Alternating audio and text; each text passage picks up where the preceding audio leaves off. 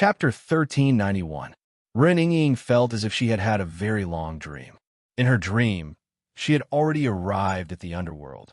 It was pitch black everywhere, and a chilly wind blew. Although she was the holy maiden of the sun-moon god sect, and was more knowledgeable and courageous than the average woman, she still felt her hair stand on end. Especially that bone-piercing cold, it almost froze her thoughts.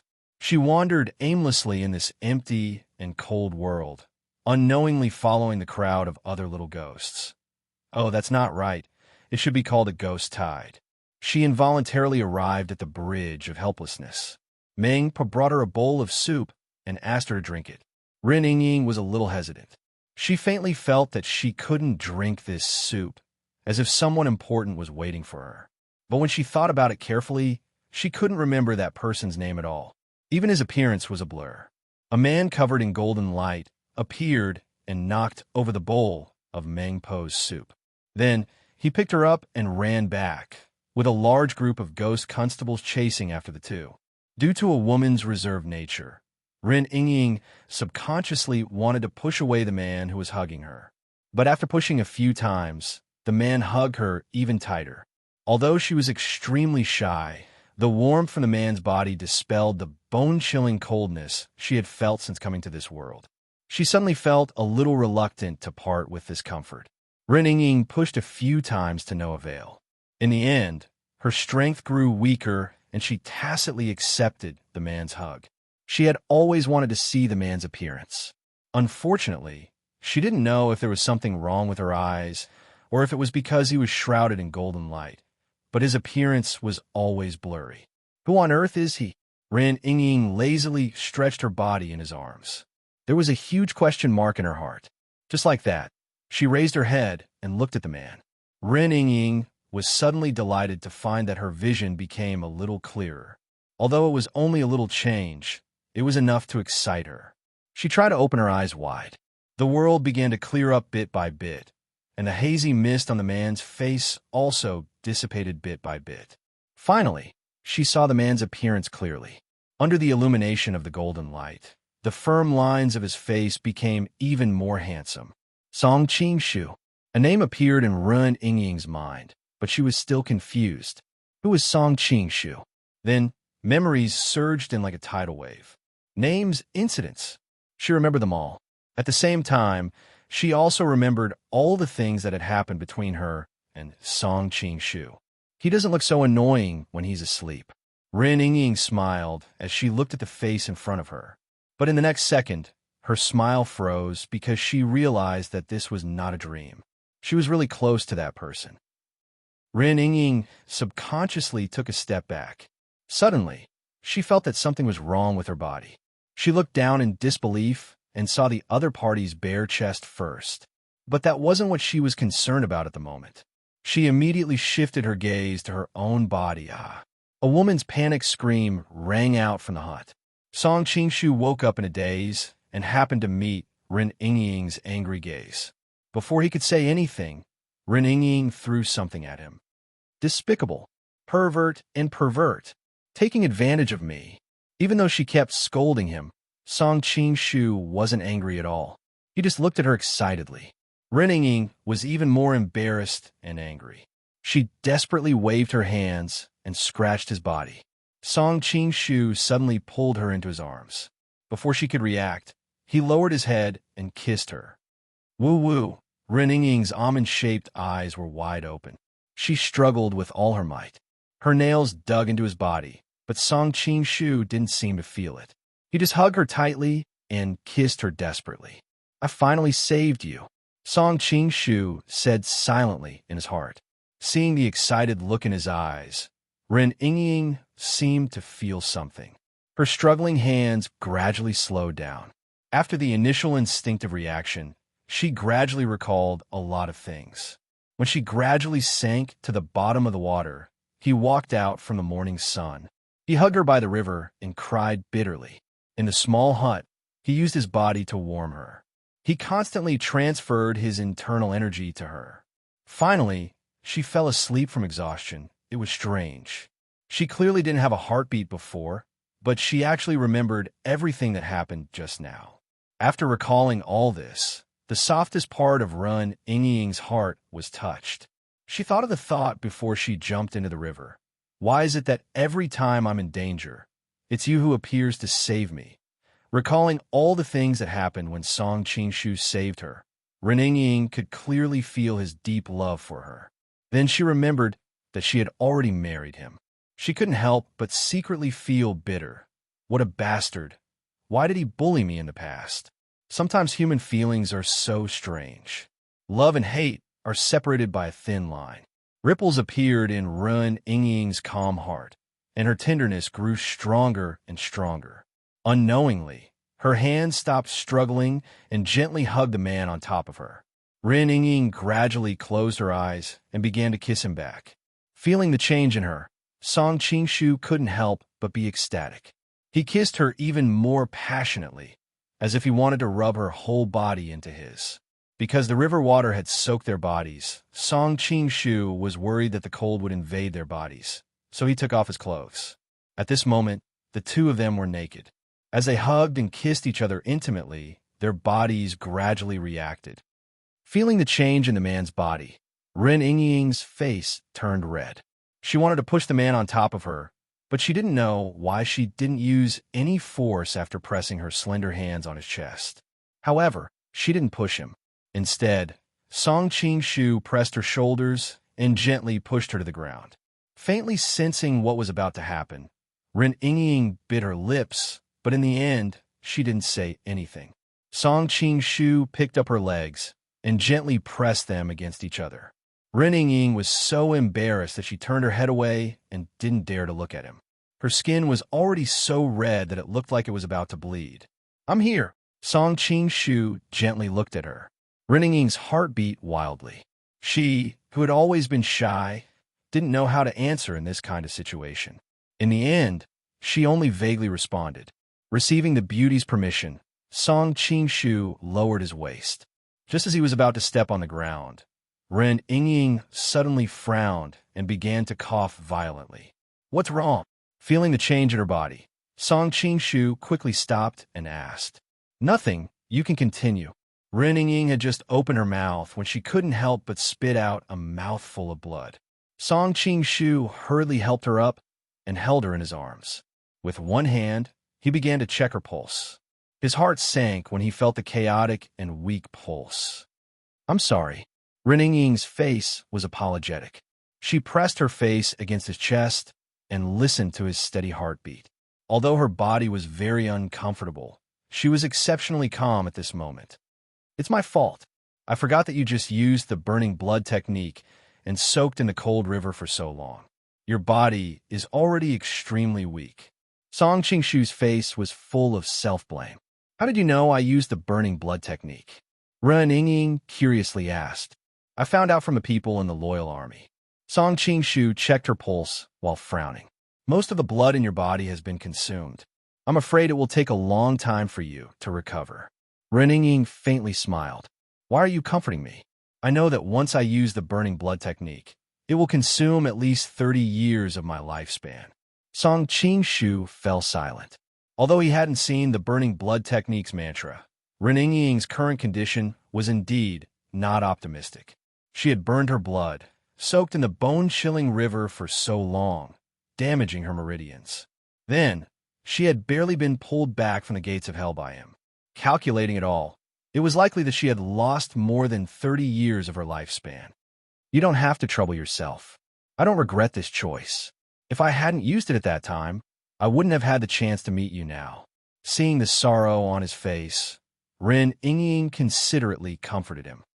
Song Qingshu tightly held her cold little hand and solemnly said, "Ying, I will definitely find a way to restore your lifespan." Ren Ying faintly smiled and didn't say anything. She just twisted her body and changed into a more comfortable position in his arms. "You don't believe me?" Song Qingshu raised his eyebrows. "I believe you." Ren Ying answered with a smile. "I know you don't believe me." Song Qingshu bitterly laughed a few times. Then, a determined light appeared in his eyes. "However, I have done the impossible task of ascending to the heavens and praying for rain. I will definitely be able to help you change your fate. Ren also gradually stopped smiling. Her pair of bright eyes quietly looked at him. I believe you. The same words, but the tone was completely different. Song Qingshu nodded. Right now, your body is severely injured. I will first use the solitary yang finger to nourish your meridians and heal your internal injuries. Ren Ying made a sound of acknowledgement. Then, she thought of something and blushed slightly. Can we put on our clothes first? When she was in a daze, she hadn't noticed this. But now that the passion had subsided, her shy personality began to cause mischief again. Song Qingshu shook his head. When he saw a thin layer of anger appear on her face, he picked up the clothes that were scattered on the side and stuffed them into her hands. Look, your clothes are all wet from the river. How can you put them on? Ren Ying didn't believe him. She touched them and found that it was indeed the case. She couldn't help but angrily say, then make a fire. Song Qingshu knew that she had always been very prideful. What she said was often the opposite of what she thought. Even though she was a bit angry, it was just because she couldn't put down her pride. She wasn't really angry. Okay. I'll make a fire. Song Qingshu knew that she was very shy and wouldn't purposely provoke her. After finding a pile of firewood, Song Qingshu used the solitary yang finger to poke a small flame on the withered grass. Soon, a bonfire was lit in the room. Ren Ying squatted on the ground and tightly hugged her chest. She tried to cover her body as much as possible. She said with a red face, "Help me build a shelf in front of me. Take my clothes to cover me." Chapter 1392. After her initial impulse, Ren Ying regained her rationality and instantly became shy. Seeing her embarrassed look, Song Qingshu couldn't help but laugh. What's there to hide? It's not like I haven't seen it before. Ren Ying's face became even redder. She thought about how every time she was with him, she would unknowingly let him take advantage of her more and more. Now, they were even facing each other naked. After all, she was still a young girl. She wasn't used to this kind of change in identity. She was so anxious that her voice carried a hint of sobbing. Why do you always like to bully me? Seeing that she was about to cry, Song Qingshu remembered that she was famous for being thin-skinned among the female leads of the Golden Book. He didn't dare to tease her anymore and hurriedly said, Okay. I'll help you cover it. Only then did he pick up her dress and spread it out to dry on the clothes rack. On one hand, he could use the bonfire to dry it, and on the other hand, he could help her cover it. Ren Ying pursed her lips and quickly hid behind the clothes. Her pounding heart finally calmed down. Seeing her frightened look, Song Qingshu couldn't help but want to laugh. After all, the two of them were so intimate just now. They had done everything that should and shouldn't have been done. They were only one step away, but she was still so shy. Song Qingshu shook his head. He set up another rack and dried his clothes on it. The room instantly quieted down. Only the crackling of the bonfire could be heard. After a while, Song Qingshu felt that this silence wasn't a good idea, so he said, Ying, are you ready? I'm going to help you open up your meridians with the solitary yang finger. Ren Ying's head popped out from behind the clothes rack, but she quickly shrunk back. Wait a bit more. What are you waiting for? Song Qingshu frowned. The longer you wait, the worse it will be for your injuries. Ren Ying immediately fell silent.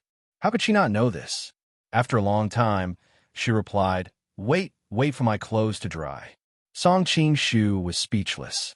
Only then did he understand that Ren Ying was embarrassed to let him heal her naked body, so she planned to wait until her clothes were dry and she wore them.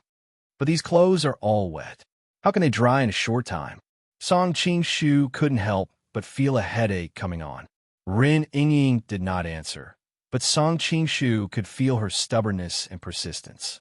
He could only say, I'm really scared of you. Let me help you. After saying that, Song Qingshu walked over and placed his palm on his clothes. Soon, a mist rose up. Ren Ying blinked her eyes. She could tell that he was using his inner force to dry her clothes. She could not help but feel touched and apologetic. You were already very tired just now. Now that you've used up your inner force, will you be able to hold on? My inner force has already reached the realm of endless growth. Just now, I did too many things that consumed a lot of inner force in a short period of time, so the speed of replenishment couldn't keep up. After sleeping just now, I've already recovered most of it, Song Qing-shu explained with a smile. Hearing that he had slept, Ren Yingying thought of the image of him hugging her to sleep, and her face became even more beautiful. Song Qing-shu used his inner force to dry her clothes for a while and couldn't help but frown. This is a little too slow. With a thought, he tore the clothes off the clothes rack and put them on himself. Then, he used all his inner force and began to use the heat of his body to evaporate the water vapor on the clothes. His speed was many times faster than just using his hands. Seeing that her clothes were suddenly torn off, Ren Yingying subconsciously exclaimed. However, she quickly realized that he deliberately turned his back to her. It was obvious that he did not want to take advantage of her. Only then did she secretly let out a sigh of relief. Then, seeing Song Qing-shu's comical appearance in her clothes, Ren Yingying couldn't help but be stunned. Then, she burst out laughing. "You're a dignified man. Aren't you ashamed of wearing women's clothes?" Song Qing-shu smiled slightly. "Of course, I won't wear ordinary women's clothes, but it's fine to wear my own women's clothes." Hearing his words, Ren Yingying couldn't help but be stunned. Thinking of the meaning behind his words, she felt both shy and sweet in her heart. It should be known that this world was not as open as the society of the future. Wearing women's clothes was a huge insult to men in the eyes of ordinary people. Back then, when Sima Yi refused to come out, Zhuge Liang ordered the soldiers to use women's clothes to challenge him. Even Sima Yi, who had always been calm and collected, almost couldn't stand the provocation and impulsively ran out to fight with him. From this, it could be seen how this society viewed this. Ren Yingying knew that Song Qing-shu was doing this to dry her clothes. She couldn't help but feel touched, and the way she looked at him became more and more gentle. This was something that Song Qing-shu hadn't expected. "Okay, it's almost dry." Song Qing-shu touched the clothes on his body and was about to turn his head. "Don't look back," Ren Yingying exclaimed and hurriedly hid behind him. "You just give me the clothes." Song Qing-shu smiled. He couldn't bear to tease her anymore, so he took off his clothes and stuffed them behind him to hand to her. Thank you," Ren Yingying said softly as she took the clothes. Song Qing-shu sighed. "I've never seen you so gentle to me." Ren Yingying couldn't help but think of all the things that had happened between the two of them. Thinking of how she had shouted and killed him, she couldn't help but smile. "Who asked you to be so annoying in the past? Am I not annoying now?" Song Qing-shu asked, taking advantage of the situation.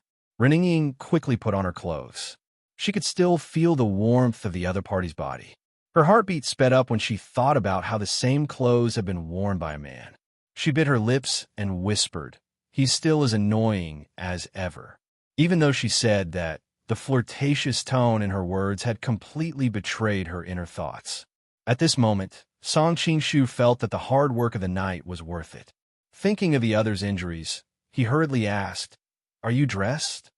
Just as he finished tying his belt, Ren Yingying said, "Yes." Song Qing-shu turned his head and saw her leaning against a pillar at the side, looking delicate and weak. At this time, the sun had just risen and sunlight shone in from the window. The bonfire in the room crackled as the flames flickered. The shadows of the smoke floated across her jade-like face, making her look even more beautiful. "Yingying, you're so beautiful," Song Qing-shu couldn't help but praise. Ren Yingying, on the other hand, blushed. Her gaze fell on the valiant thing 3 inches below his navel. She couldn't help but turn her face away and say, "I wonder what kind of filthy things are in your head." Even though her tone was angry, her cheeks were red and her eyes were watery. In reality, she wasn't that angry. This was an accident. Song Qing-shu couldn't help but feel a little awkward. This time, he really didn't do it on purpose. "Hurry up and put on your clothes." Ren Yingying was so embarrassed that her ears were almost red. Song Qing-shu originally wanted to say something flirtatious, but seeing that his disappointing little thing was really harmful to public decency, he could only put on his clothes again. Then, he circulated his inner strength and quickly dried the water vapor. I'm done here. Song Qingshu's voice was a little awkward. After all, the scene just now was a little embarrassing. In, Ren Yingying turned her head, but her eyes were a little flickering. Now that the two of them had put on their clothes, she didn't know how to face him. What kind of person was Song Qingshu? He was sensitive to the change in her emotions at this time. He directly reached out and pulled her into his arms. What nonsense are you thinking about? We're already husband and wife. Sometimes, when the relationship between a man and a woman reached a delicate balance, it really needed one party to take the lead to break the deadlock. Fortunately, Song Qingshu wasn't a lost and helpless virgin.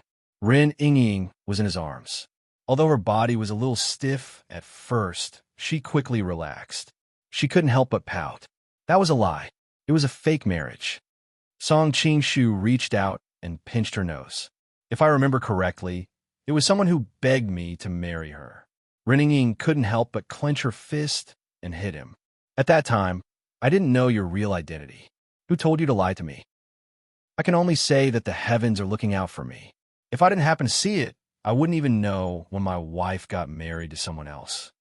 Song Qingshu chuckled. Bah, who's your wife? Ren Yingying lightly said. You don't want to admit it? Song Qingshu frowned. We'll go back to Blackwood Cliff right now and ask your father in front of you. We'll see whose wife you are. Annoying. Ren Yingying hooked her arms around his neck and curled up in his arms. Her eyes were about to drip water. She also felt it was strange. She was clearly angry when she thought of these things before, but why did she feel a trace of sweetness when she thought of the same things now? All right, I'll use the solitary yang finger to open up your meridians now. We can't delay any longer. Song Qingshu said seriously. Okay. Ren Yingying nodded and didn't refuse. Next, Song Qingshu used the solitary yang finger to help Ren Yingying nourish her meridians. He had already used it several times, so he was very familiar with it. However, Ren Yingying had to suffer.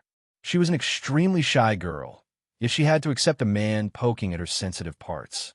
If it wasn't for the fact that Song Qingshu's favorability had been raised to the max, she would have already turned hostile. After he finished, Ren Yingying was already drenched in sweat. Her clothes were wet and stuck tightly to her skin, making her extremely uncomfortable. Song Qingshu hugged the delicate girl in his arms and whispered in her ear, I already told you not to wear clothes. Look at you. Your clothes are wet again. Ren Yingying panted softly and pinched him. You only know how to bully me. When did I bully you? Song Qingshu said with a wronged expression. I used up so much energy and even saved nearly 10 years of your life. You still say that I bully you? The solitary yang finger was indeed a powerful tool for saving lives. By opening up a person's meridians, it could bring a dying person back to life. Song Qingshu used the solitary yang finger to warm up Ren Yingying's meridians, which had been severely damaged by the blood ignition technique, reducing the negative effects to the minimum. Combined with the nerve qi he had used to bring her back to life, he had directly saved 10 years of her life. Unfortunately, the blood ignition technique was too domineering. Even the solitary yang finger and God, radiating scripture, could not do anything about the remaining 20 years of life. But Ren Yingying's focus was not on this. Instead, she looked at him with a burning gaze. Tell me honestly, how many girls have you treated with this method? Thank you to Bai Hailang, 1, 2, 3, 4, 5, and the other readers for your enthusiastic support. Chapter 1393. Song Qingshu was trying to think of a way to replenish Ren Yingying's lost lifespan. 9 yin and 9 yang, tendon changing sunflower. All sorts of secret arts kept popping up in his mind, but he quickly rejected them all. There were many mystical martial arts in this world, but he couldn't think of a single one that could increase lifespan. Song Qingshu was troubled when he suddenly heard Ren Yingying's question. He didn't know whether to laugh or cry. Ren Yingying's body was poked all over by his finger, and there were many sensitive areas. She was hesitant at first, but when she thought about how they were already married and how close they were to reaching the last step, thus, even though she was a little embarrassed, she still let his finger wander around her body. However, Ren Yingying quickly regretted it. That feeling was too strange. It was as if there were countless ants crawling on her body, and also as if there were countless hands gently caressing her body. One moment, it was like being roasted by fire, and the next moment, it was like being in a world of ice and snow. Reninging felt that her endurance was not bad, but not long after, she could no longer suppress her body's reaction. Her throat involuntarily let out shameful moans. At first, she gritted her teeth and endured it, but later, waves of trembling from her soul made her unable to endure it any longer. Suddenly, the little thatched hut was filled with waves of heavenly moans. Thinking about it, Ren Ying, who had always been prideful, wished that there was a hole in the ground to hide in. She suddenly thought that if she was so embarrassed, the others would probably not be any better. Thinking about the sensitive areas that his fingers had touched during the treatment, Ren Ying suddenly realized that if she was treating other women, wouldn't he touch those areas as well? Once this thought appeared, she suddenly felt a little sour. She pouted and asked, "Not many." Song Qingshu felt a little guilty. Noticing her frown, he hurriedly changed his words. "You're the first. Refusing to go home for the new year, confessing would be lenient, and spending the rest of his life in prison. How could Song Qingshu be so stupid as to tell the truth at this juncture? You don't have much truth in your mouth." Ren Ying spat on the ground. How could she not know that he was lying to her? However, with her intelligence, she would not continue to pursue this matter. She casually changed the topic. "All right, our gang leader Huang and Miss you all right?" At this moment, she thought of the 3 people who had been imprisoned together with her. "Chief Huang has been saved, but I'm afraid that Lady Yu." Song Qingshu couldn't help feeling apologetic when he thought of his decision to abandon Yulingshan. But if he had to choose again, he would probably make the same choice. "What's going on?" Reninging couldn't help but be shocked when she heard this, and she couldn't be bothered to immerse herself in the charming atmosphere any longer, as she couldn't help but ask. "Zhang Ro, that bastard." Song Qingshu roughly recounted what had happened last night. Hearing Zhang Ro's plan to let Song Qingshu face the problem of choosing one of the 3, Reninging could not help but exclaim. At the same time, she was faintly curious about what choice he would make.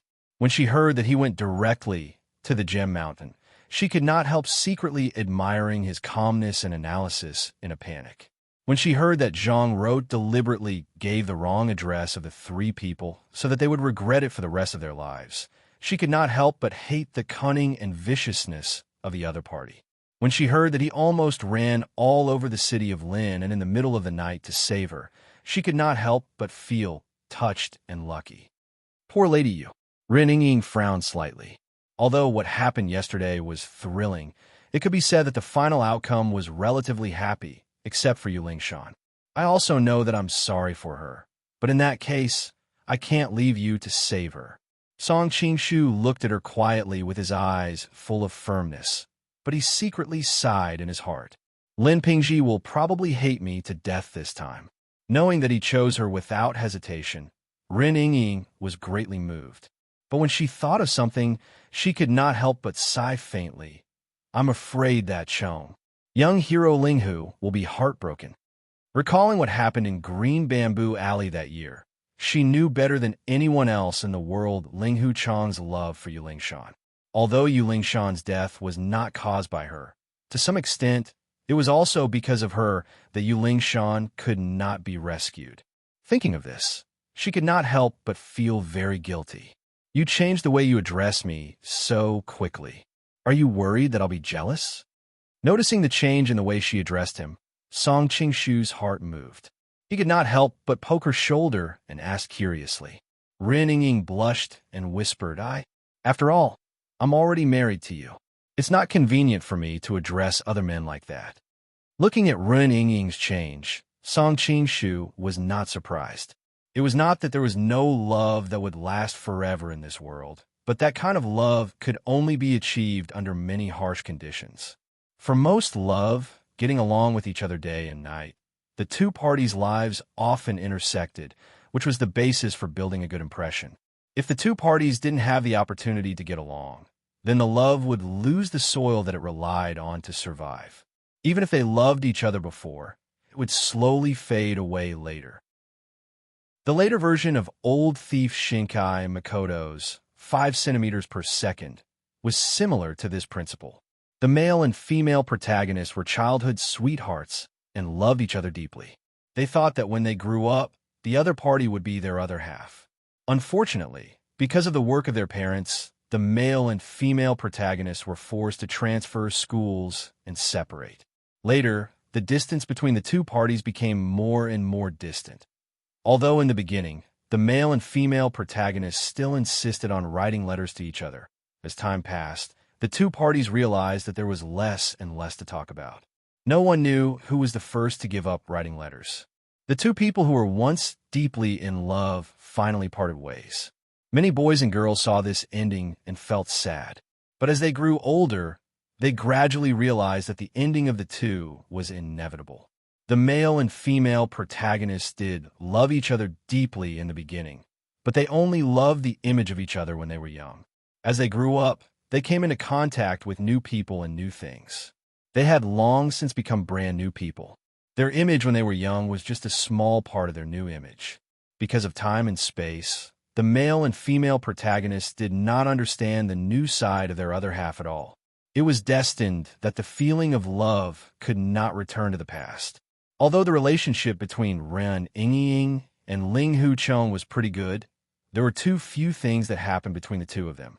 The only things that happened between them were the zither lessons at Green Bamboo Alley, the gathering at Wuba Hill, and the battle against Invincible East at Blackwood Cliff.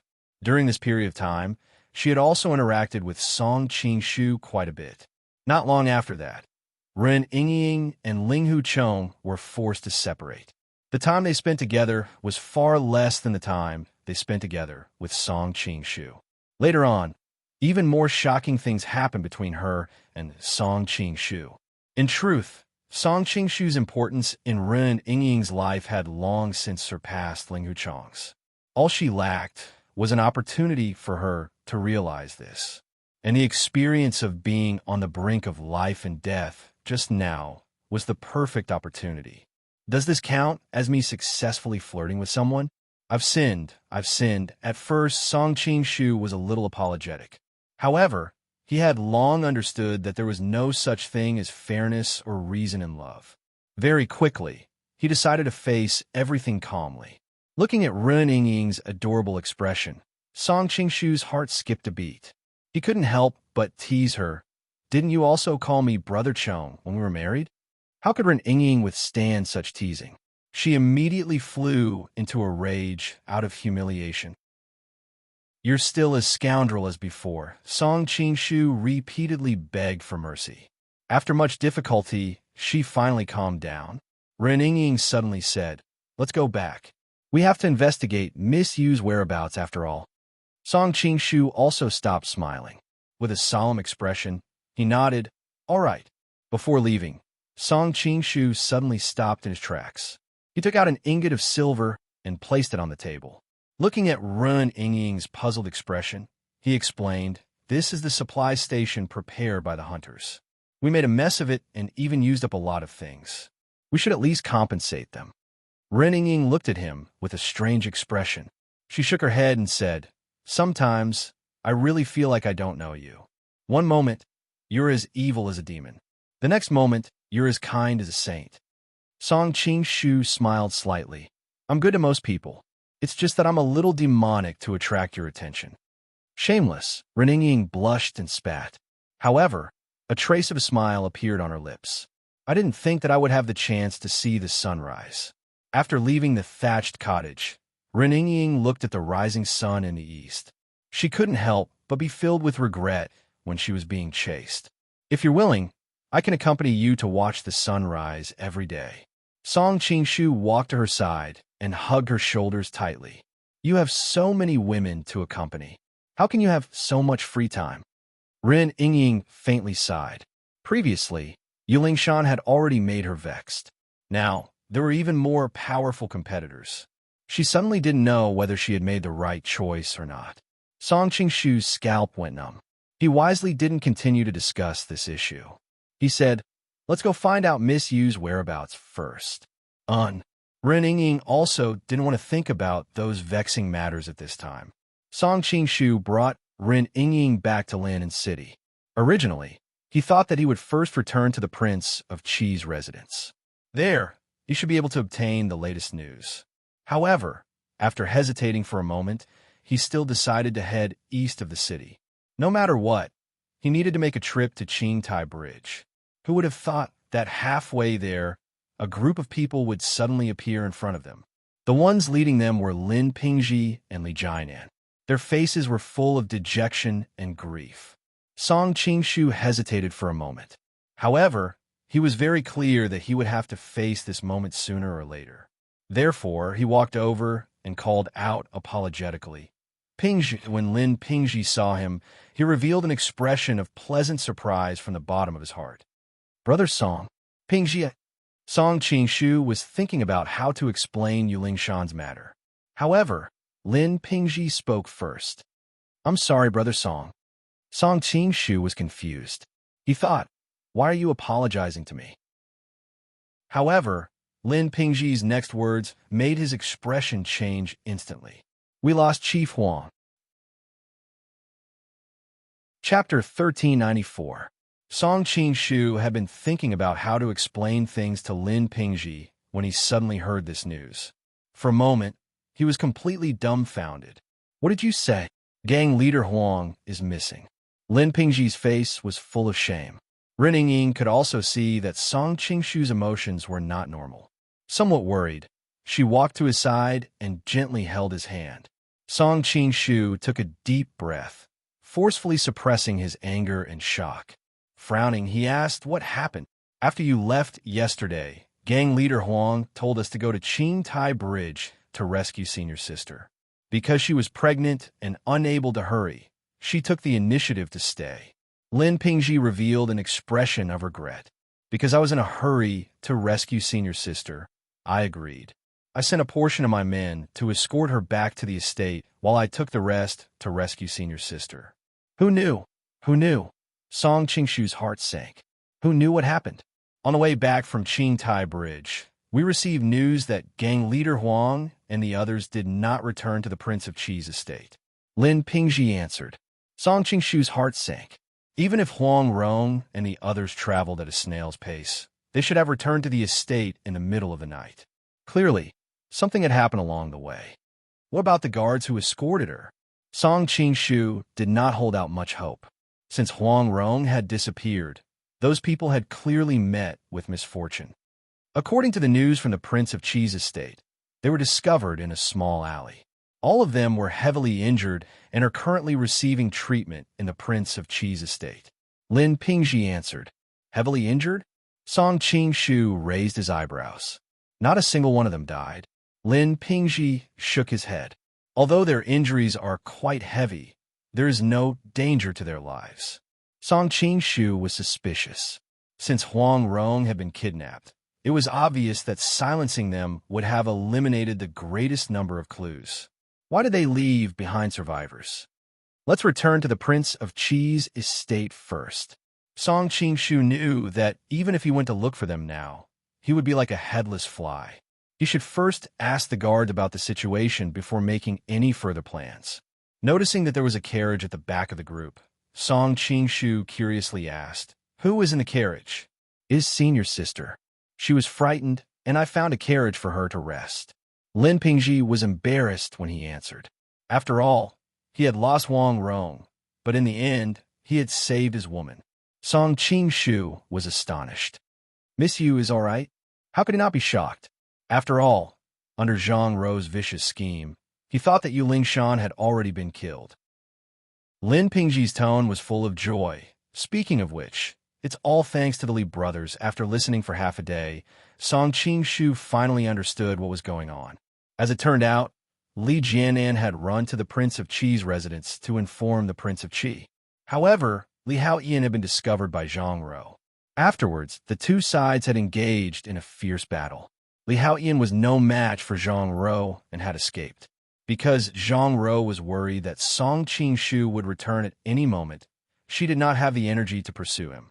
Li Haoyan's first choice was to save Song Qingshu's woman, Ren Yingying. However, his confidence information was not accurate.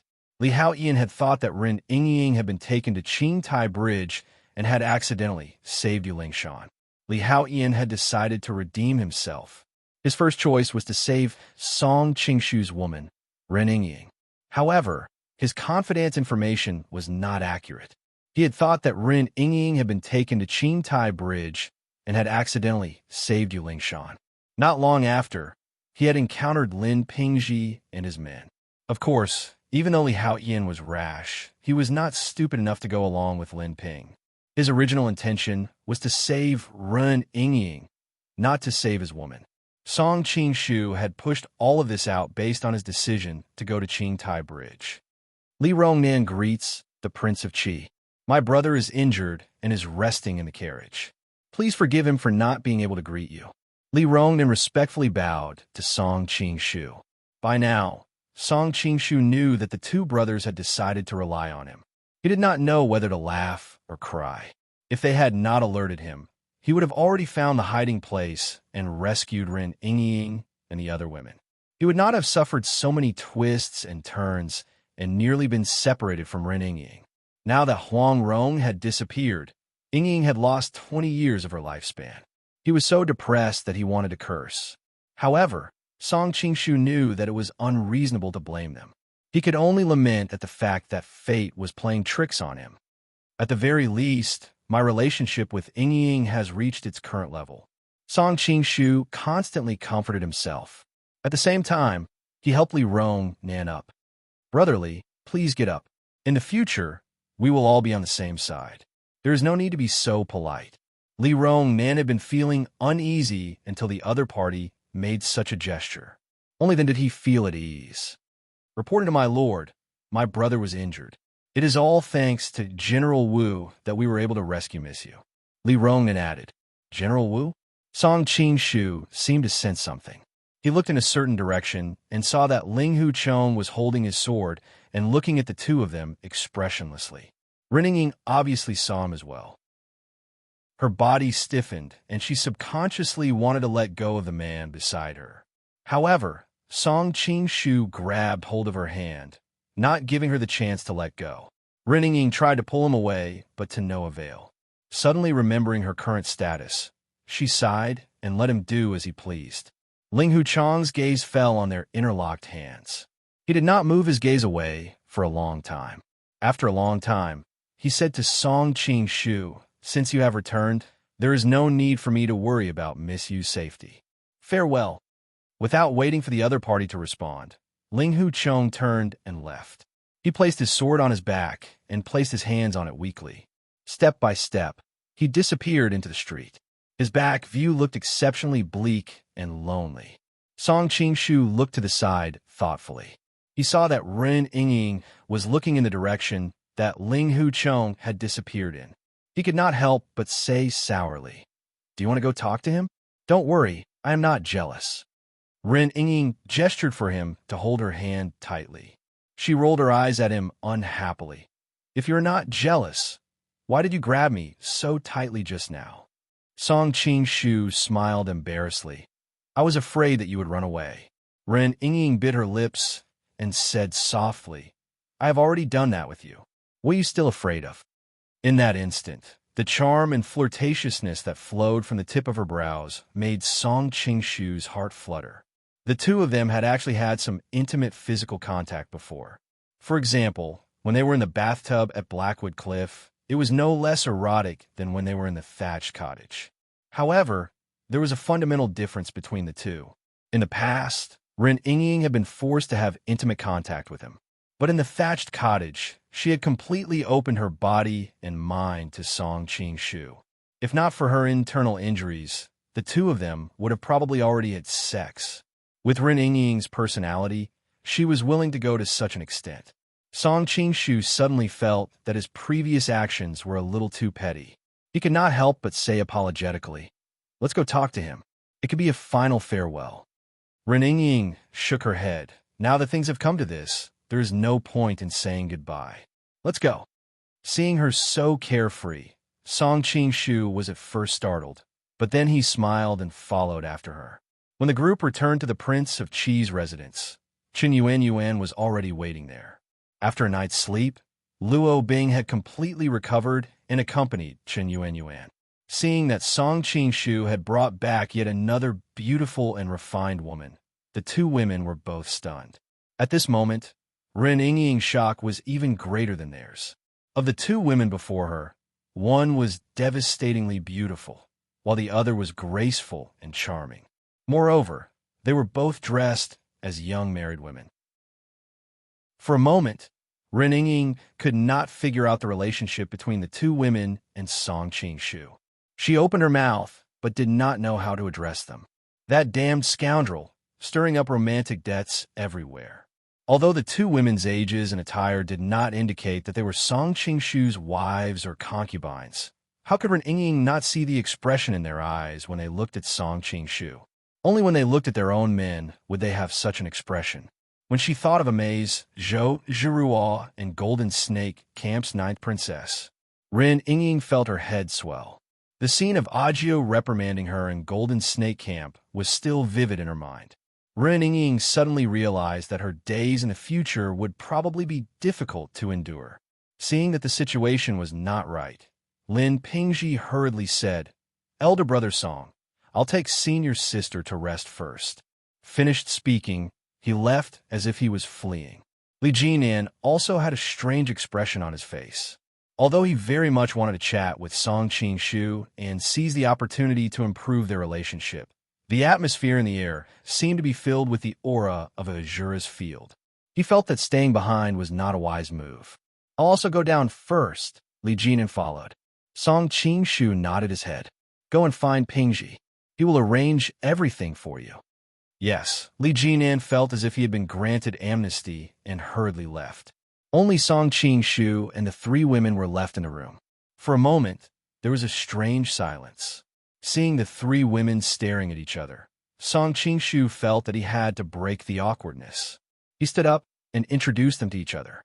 "This is Yingying, the holy nun of the Sun-Moon sect." Chen Yuan looked at her curiously. Was she the one who made a fuss last night about assassinating Qing? She seemed to have heard that Qing married her officially. What kind of messy relationship did they have? Luo Bing's heart trembled. Chen Yuan was not a person of Jianghu and naturally did not know the reputation of the Sun-Moon sect. She had heard a lot about the holy nun of the Sun-Moon sect. She originally thought that she was a demoness who killed without batting an eye. Who would have thought that she was a delicate and beautiful girl? "This is Luo Bing of the Red Flower Society." Song Qing continued to introduce. Ren Yingying subconsciously replied, "Oh, it's Mrs. One of the Red Flower Society. I've long heard of your famous Mandarin duck saber." She had intended to be polite and make them closer, but it turned out that Luo Bing blushed. It turned out that she had already broken up with her husband Wen Tai Lai when they were in Shengjing, and the initiator was the man in front of her. Luo Bing originally thought that he was deliberately humiliating her, but when she saw his clear eyes, she realized that she was wrong. After all, she and Wen Tai Lai had parted ways. Except for a few people like the Red Flower Society, it was not surprising that other people in Jianghu did not know about it. When it was his turn to introduce Chen Yuan, Song Qing hesitated. After all, her identity was too special. After hesitating for a moment, he decided to tell the truth. After all, Ren Yingying was already one of them. There was no need to deliberately hide from her. "This is Chen Yuan. You should have heard of her." Chen Yuan? This time, it was Ren Yingying and Luo Bing's turn to be shocked. They looked at her in disbelief. She was the head of the 8 beauties of Qinhuai, the most beautiful woman in the world. Every title was so resounding. No wonder she is so beautiful. It turns out to be her. Ren Yingying and Luo Bing were shocked, but also somewhat relieved. "You guys talk first. I'll go ask those guards about the kidnapping of Boss Huang." Song Qing also realized that it was very embarrassing for him to continue staying here, so he simply left and let the women solve their own problems.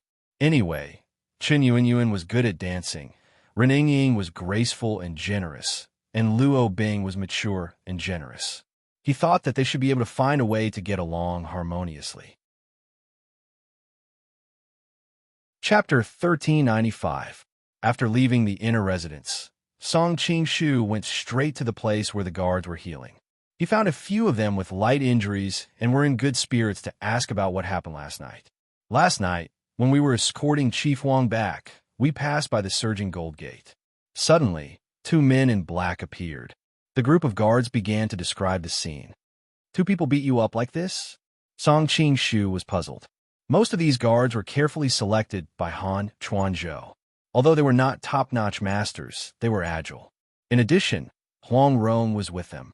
Although her pregnancy had affected her skills, with her intelligence and the dog-beating stick technique, she was still a top-notch master in Jianghu. Even with such a lineup, she was still easily defeated by 4 people, which showed how high the opponent's martial arts were. Hearing Song Qing-shu's question, the guards looked ashamed. The martial arts of the two men in black were too strange, and their movements were fast. We were no match for them. You were seriously injured. It can be seen that you risked your lives to protect Chief Wang, so you did your best. Don't blame yourselves. Seeing the ashamed faces of the group of guards, Song Qing-shu comforted them. Hearing him say this, the group of guards looked excited. They all felt that they would die for their bosom friends. It's strange. We thought we were dead for sure, but the two men in black only made sure we lost the ability to fight. They didn't take our lives, one of the guards said doubtfully. Song Qing-shu had been wondering about this before. Hearing this, he frowned and said, "Could it be someone you know?" The group of guards shook their heads. "No, I don't know them. They didn't look familiar. Besides, we don't know anyone with such high martial arts." Song Qing-shu pondered for a while and suddenly asked, "How were their martial arts?" "Their moves were like this." The two who were the least injured jumped off the bed and began to gesture as they recalled. While watching, Song Qing-shu pondered, "I can't tell their martial art style. Either they're deliberately hiding their martial art, they're not using their own school's martial art, or they're not Jianghu people." To subdue Huang Rong, who was proficient in the dog-beating stick technique without using any of their own martial arts, even if they were one of the 5 uniques, it would not be easy. This was not the era where sages were everywhere and sword saints were as common as dogs. How could there be so many 5 uniques experts? Coupled with the fact that this was the capital, it seemed that the latter possibility was more likely. After greeting the guards for a while, Song Qing-shu returned to his study and began to think about where to start his investigation. Compared to the previous disappearances, there was even less information this time, and it was even more impossible to know where to start. After thinking for a while, he still had no clue. Song Qing-shu couldn't help but feel annoyed. "Reporting to your highness. Chen Yuliang requests an audience." The maidservant outside reported. "Let him in." Song Qing-shu thought to himself that he could only rely on the beggar sect to find a needle in a haystack. Not long after, Chen Yuliang trotted in. Yuliang greets young master. "Oh, that's not right. I should call him Prince Qi." "Quickly rise. No need to be so polite." Seeing that the other's eyes were bloodshot, it was clear that he had been busy all night. Song Qing-shu had to admit that although Chen Yuliang's character was questionable, he was serious and capable. He was a rare talent. "I just received news that your highness has found mistress and the others." Chen Yuliang had mobilized the beggar sect to search for a night, but there was no result. Just as he was feeling uneasy, he heard that Song Qing-shu had found them. He couldn't help but be overjoyed. After all, after the reunion, the other would be happy and would not vent his anger on him. "Ying and Miss, you have indeed been rescued." As for Chief Wang, Song Qing-shu's face was a little ugly. She was originally rescued, but she was kidnapped midway. So I will have to trouble you for the next few days to continue to investigate her whereabouts in the city. Hearing that Huang Rong had disappeared, Chen Yuliang was secretly delighted. It must be known that he had stolen the Jiangnan beggar clan's power and had always been very afraid of the former clan leader, who was above him in both intelligence and prestige. He was worried that she would come to cause trouble for him, and in his heart he hoped that she would never come back. Of course, he only dared to quietly think about all of this. The man in front of him was not easy to fool. Thinking of the other's previous ruthless methods, he weighed the pros and cons and gave up on the idea of feigning compliance but secretly opposing. In any case, even if I use all my strength, I most likely won't be able to find her. Why should I give him a handle and become the target of his anger? Chen Yuliang's heart was cold, but on the surface he put on a fawning expression. All right, when I return, I will arrange for the brothers of the sect to search the city. Song Qingshu nodded. After a moment of silence, he said, now that I have the title of Prince of Qi, I can set up 3 departments and appoint officials. Yuliang, I have decided to hire you and your master to the Prince of Qi's household to handle various matters. Chen Yuliang was slightly startled, then overjoyed. He knelt down and said, many thanks, Your Highness. How could he not be overjoyed? It must be known that although he secretly controlled the Jiang and beggar sect and could be considered a character in Jianghu, in the eyes of the rich and powerful nobles, he was nothing more than a bumpkin. However, after becoming a household official, he was completely different. In an instant, he had gone from a commoner to an official of the court. It must be known that the highest-ranking official in the prince's household was the master of the household. As the tutor of the Prince of Qi, the position was usually held by a person of virtue and prestige, a talented and knowledgeable elder. His official rank was lower than the 3rd rank. Next was the chief clerk, who was in charge of the prince's household subordinates. His official rank was lower than the 4th rank. It must be known that for those scholars who had studied hard for dozens of years, after experiencing the hardships of thousands of soldiers and horses, to reach the 2nd rank of Jinshi, the majority of them could only obtain a 7th-rank position. Many of them had even wasted many years in the capital, unable to find an opening. Yet, the moment he arrived, he was already a 4th-rank official.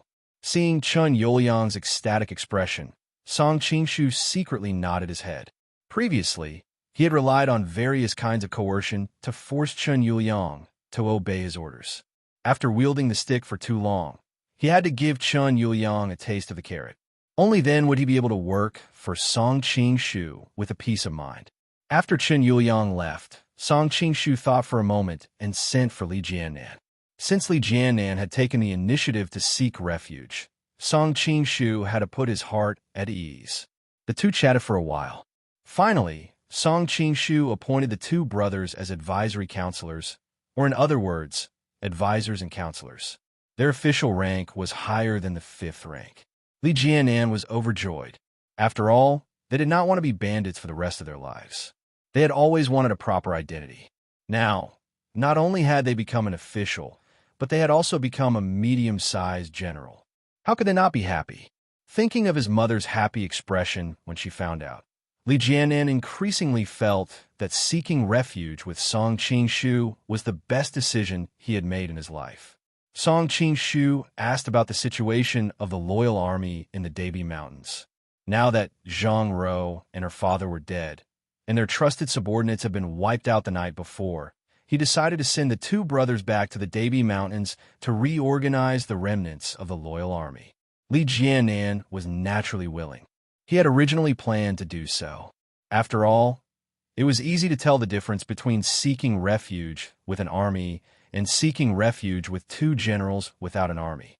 Li Jiannan decided to have his older brother Li Haotian stay in the prince's mansion to recuperate. He would return to the Debi Mountains first. Time waited for no man. If he waited for Li Haotian to recover before returning, the loyal army would probably scatter. Secondly, he was meticulous. In order to make his new master feel at ease, he deliberately left his older brother in the prince's mansion as a gesture. As the saying goes, courtesy demands reciprocity. Song Qingshu also made a gesture and personally saw him out of the mansion. He had just waved goodbye to Li Jiannan and was about to return to the mansion when he suddenly heard a familiar voice. "Brother Song."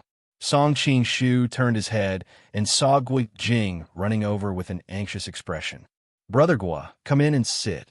Song Qingshu invited him. "I'm not going in." Gui Jing shook his head. Clearly, he was not in the mood to drink tea. "Do you have any news of Rome, Song Qingshu hesitated for a moment, but in the end, he decided to tell the truth. He recounted what happened last night, and then said with an apologetic expression, "I'm sorry, Brother Gua. I didn't expect that there would be such a thing." Gui Jing listened to him with a serious expression. Finally, He shook his head. How could I blame you? I'm already very grateful to you for rescuing Rome, from the hands of the loyal army. As for what happened afterwards, no one could have predicted it. Song Qing-shu could not help but sigh. Guo Jing was indeed a very reasonable person. In his heart, Guo Jing was a classic example of helping one's family rather than one's own. If it had been Huang Rong, there was no guarantee that she would not be angry. Who were those two black-clothed men? Did you find any clues? Guo Jing hurriedly asked. Song Qing-shu shook his head. I have no clues right now. Guo Jing sighed. Then we will investigate on our own. If there is any news, we will inform each other. As soon as he finished speaking, he did not wait for Song Qing-shu to urge him to stay. He left in a hurry. I hope there is some progress on his side. Song Qing-shu sighed. Guo Jing had been famous for a long time. Of course, he had his own connections. With the help of Jia Sherdao, perhaps he could find something. After hesitating for a moment, Song Qing-shu did not return to his residence. Instead, he walked in another direction. Meanwhile, in the censor's residence, a young girl in a red dress was playing on a swing in the back garden. However, there was not a single smile on her face. She was in a bad mood, and the servant girl who accompanied her had been driven away by her. I'm so angry. Why do I have to stay at home every day? Shishang Yun suddenly said with her teeth clenched. However, her anger quickly dissipated. That bastard is too scary. If I go out and bump into him, it will be really troublesome. It is safer to stay at home, Shishang Yun murmured to herself. Miss Shi, are you talking about me by the bastard? At that moment, she suddenly heard an unforgettable voice. During this period of time, she often had nightmares about this voice. How could Shishang Yun not recognize it? Her body stiffened as she looked up and saw the devil-like man standing on the swing frame, coldly staring at her. Chapter 1396. It's over. I'm going to be disfigured. Looking at the ground that was getting closer and closer to her face, Shishang Yun's mind went blank. She even forgot that she knew martial arts. However, the pain that she imagined didn't come. After a long time, Shishang Yun opened her eyes and found that she had stopped a few inches away from the ground.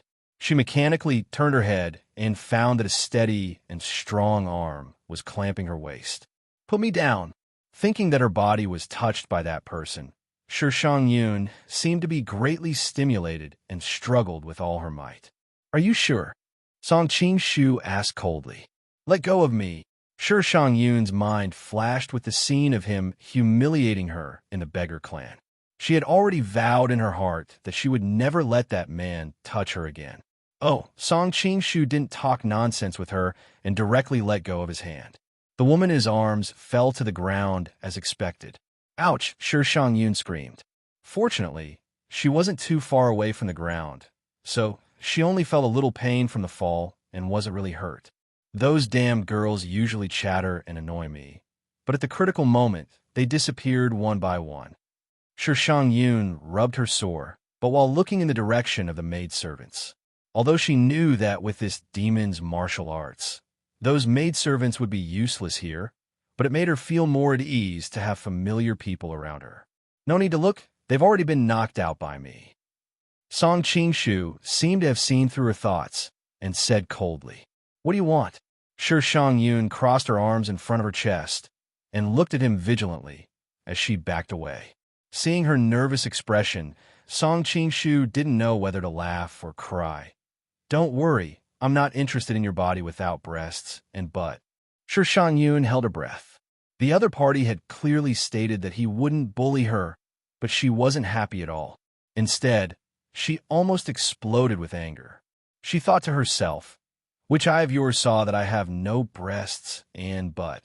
She wanted to angrily question him, but the fear in her heart made her not dare to act. Where is Wei Rulin? Normally, Song Qing-shu might have taken the opportunity to tease the little girl, but today he was worried about Huang Rong's safety, so he didn't have the time to do so. How would I know? Shishang Yun bit her lip. She was filled with anger, but she didn't dare to let it out. He is your fiancé. I could not know. Song Qing-shu said coldly. Sure, Shang-yun originally wanted to say that ever since that day at the beggar gang, their relationship had become a little subtle. Although neither of them said it out loud, everyone knew that the feelings of love from before could never return. After hesitating for a moment, Sure Shang-yun did not speak of these matters. Instead, she changed her words and replied, "He should be attending morning court right now." "Oh," Song Qing-shu replied noncommittally. Suddenly, I asked, "Can you contact Tang Sai?" Tang Saio. Sure, Shang-yun was puzzled at first, and then she finally reacted, "That White Lotus trader? How would I be able to contact her?" Song Qing-shu carefully stared into her eyes and saw that she didn't seem to be lying. Tang Sire came to him that night after he released her from the beggar gang's headquarters. He thought that there was some kind of connection between them, but it seemed like he was overthinking it. It seems that Sure Shang-yun doesn't know Wei Ruolin's true identity. Song Qing-shu thought, "Does Sure Mi-yun know? What do you want?" Seeing that he had suddenly fallen silent, Sure Shang-yun felt that the atmosphere was too unbearable and finally couldn't help but ask, "I'll give you an hour. I want to see Wei Ruolin in an hour," Song Qing-shu said as he walked straight into the inner residence. "An hour?" Sure Shang-yun was shocked. "How is that possible?" "That's your problem. If I don't see her in an hour."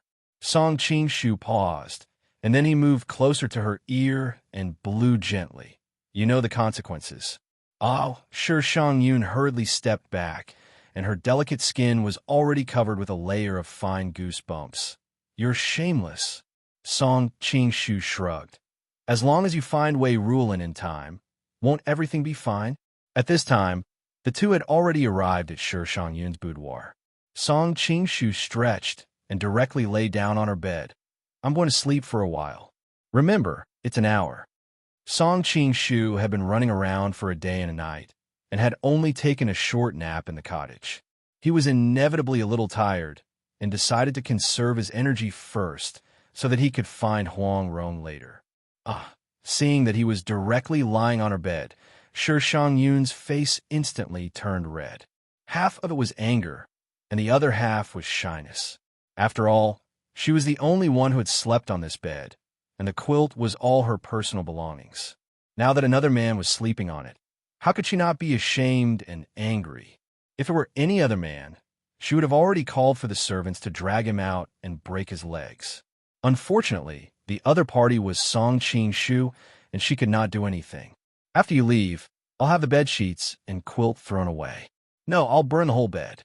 Sure Shang-yun secretly swore, but the urgent matter at hand was to find Wei Ruolin. It was not that she did not think of informing her family, but she thought that Song Qing-shu was now the Prince of Qi, and his martial arts were unreasonably high. Her family could not deal with him, and it would be easy for him to take revenge. "Stinky Grandpa, you didn't go out earlier or later, but you had to travel at this time. You don't know how badly your precious granddaughter has been bullied." Sure Shang-yun wiped away her tears and complained while running in the direction of the imperial palace. The grandpa she mentioned was Sure Hao, who was the emperor's tutor. His cultivation was unfathomable, and he was recognized as the #1 expert in Lin, and of course, this did not include Huang Chong and the others who were hiding in the dark. However, he had been away for several months and had not returned until now. But I don't know if Grandpa could defeat that demon. Her grandpa had always been an invincible existence in her heart, but when she thought of Song Qing-shu's reputation in Jianghu and the several times he fought in Lin, Sure Shang-yun was not so sure. Song Qing-shu slept in Sure Shang-yun's boudoir for a period of time. Suddenly, he felt something and sat up on the bed. It just so happened that Sure Shang-yun brought Wei Ruolin over. Seeing Song Qing-shu sleeping on his fiancée's bed, Wei Ruolin felt a burst of anger in her heart. However, when she saw his deep eyes and thought of his terrifying strength, the anger in her heart disappeared without a trace, and instead, it was replaced by endless fear. "May I know why young master is looking for me?" Wei Ruolin asked cautiously. Seeing him like this, Sure Shang-yun was heartbroken and disappointed. Song Qing-shu flicked his finger, and Sure Shang-yun, who was next to him, fell to the ground. Wei Ruolin was shocked and hurried over to check. At this time, Song Qingshu said, "Don't worry, she's just unconscious. I just want to ask you about your sister. I'm sure you don't want her to hear what we're talking about." Seeing that Shi Shangyun's breathing was stable, Wei Rulin had just breathed a sigh of relief, but when she heard the latter part of his words, her heart instantly jumped again. "May I know why young master is looking for my sister? This is none of your business." Song Qingshu hesitated for a moment, but still said, "Huang Rong was kidnapped last night. I need your sister to use the power of the White Lotus Society to help find out which force kidnapped her." With the Beggar Sect and the White Lotus Society working together, and the Black and White forces working together, Song Qingshu did not believe that he could not find some clues. Originally, if Li Qingluo was here, he could directly ask her for help, and there was no need to trouble Tang Sire. However, Li Qingluo and Xiao Long Nu had gone to Hubei to look for Yu Fei's orphan, and distant water could not put out a nearby fire. Wei Rulin was stunned and subconsciously blurted, no wonder what?" Song Qingshu asked with a frown. Wei Rulin hurriedly explained, "It was very lively during the morning assembly today. The officials under Prime Minister Han and the officials under Jia Shumi attacked each other, and it was very lively. Many officials from both sides have been impeached, and I'm afraid that Huang Rong's kidnapping was the fuse." As expected of a talented scholar, Wei Rulin's grasp of the current situation was quite accurate, and she was able to link the two matters together so quickly. Song Qingshu secretly admired her and said, "Yes, but according to my speculation, Huang Rong should not be in the hands of either the Han or Jia Shumi, so I need your sister's help to find her." "I see. I will inform my sister." Wei Rulin was not unwilling. After all, to a certain extent, the siblings and Song Qingshu had formed an alliance, so it did not matter if she helped. "I want to see her now," Song Qingshu said lightly. On one hand, he was worried that Wei Rulin would not deliver the message in time, and on the other hand, he realized that he did not have a close relationship with Tang Sire. She could easily find him, but he did not know where to find her. Now, Wei Rulin looked embarrassed. Song Qingshu's voice was cold. "Can't I?" Wei Rulin's heart trembled. "Yes, of course you can." After saying that, she took out a strangely shaped piccolo and ran to the window to play it. A strange melody quickly spread out. As a result, she immediately received a response from another melody. Wei Rulin's expression was strange, and she came back to Song Qingshu and said, "My sister happens to be nearby. She will come over immediately." Song Qingshu raised his eyebrows. What a coincidence! Just as he finished speaking, he heard the sound of clothes fluttering in the air. Very quickly, a charming and graceful woman sat on the window. As the saying goes, people smile before they speak. That pair of peach blossom eyes filled with affection made her always have a smile on her face. She clearly had the appearance of a young woman, but she had the charm of a young married woman. "Little brother, you came to Miss Shi's boudoir to summon me. Don't tell me you have already eaten her," Tang Sire said with a smile. However, when she saw Song Qingshu sitting in the room, her smile instantly froze on her face. "Miss Tang, long time no see." Song Qingshu paused. "Perhaps I should call you Miss Fu, or Miss Chai. Just call me Miss Tang. I haven't completed my mission, so I dare not revert to my ancestor's surname." Seeing this man, Tang Sire's entire body tensed up. She hurriedly jumped down from the window sill, instantly losing the carefree and unrestrained attitude she had when she first appeared. "You don't have to be so restrained. I called you here because I need your help with something." Song Qingshu gave her a look. Wei Rulin hurriedly told him about Huang Rong. "Investigate Huang Rong's whereabouts?" Tang Sa muttered to herself, "No problem. If she has fallen into the hands of an underworld expert, we should be able to find out. It might not be someone from the pugilistic world. I think it's most likely an expert trained by a high-ranking official of the imperial court." Song Qingshu glanced at Tang Sire.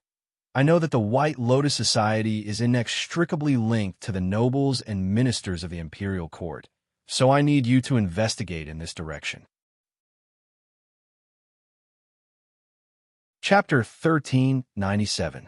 Tang Sire did not expect him to know so much about the White Lotus Society. Her heart shuddered, and she quickly replied, "All right, I'll make arrangements immediately." "Wait." Song Qing Shu stopped her. "If you want to find me, you can go to Qi Manor directly." "What if I want to find you? I can't go around in circles every time." Tang Sire hesitated and took out a piccolo similar to the one Wei Ruolin used. "If you want to find me, you can use this piccolo to make sound. The disciples nearby will send me a message when they hear it." Different melodies represent different messages. Even if one had never eaten pork, he would have seen a pig run. In his previous life, there were so many strange coded communication methods in movies and television dramas. Song Qing Shu did not believe that this piccolo did not have similar functions. Tang Sire did not expect him to be so knowledgeable. She picked up the piccolo and demonstrated. Playing it like this means it's extremely urgent. This means it's dangerous. This means ever since she met Song Qing Shu, she had always been led by the nose by him. As a proud person, she was very unhappy. Thus, she purposely spouted out a bunch of secret codes of the White Lotus Society. She wanted to see him make a fool of himself. After all, even the smartest person in the White Lotus Society would need at least 10 days to half a month to learn these complicated secret codes one by one.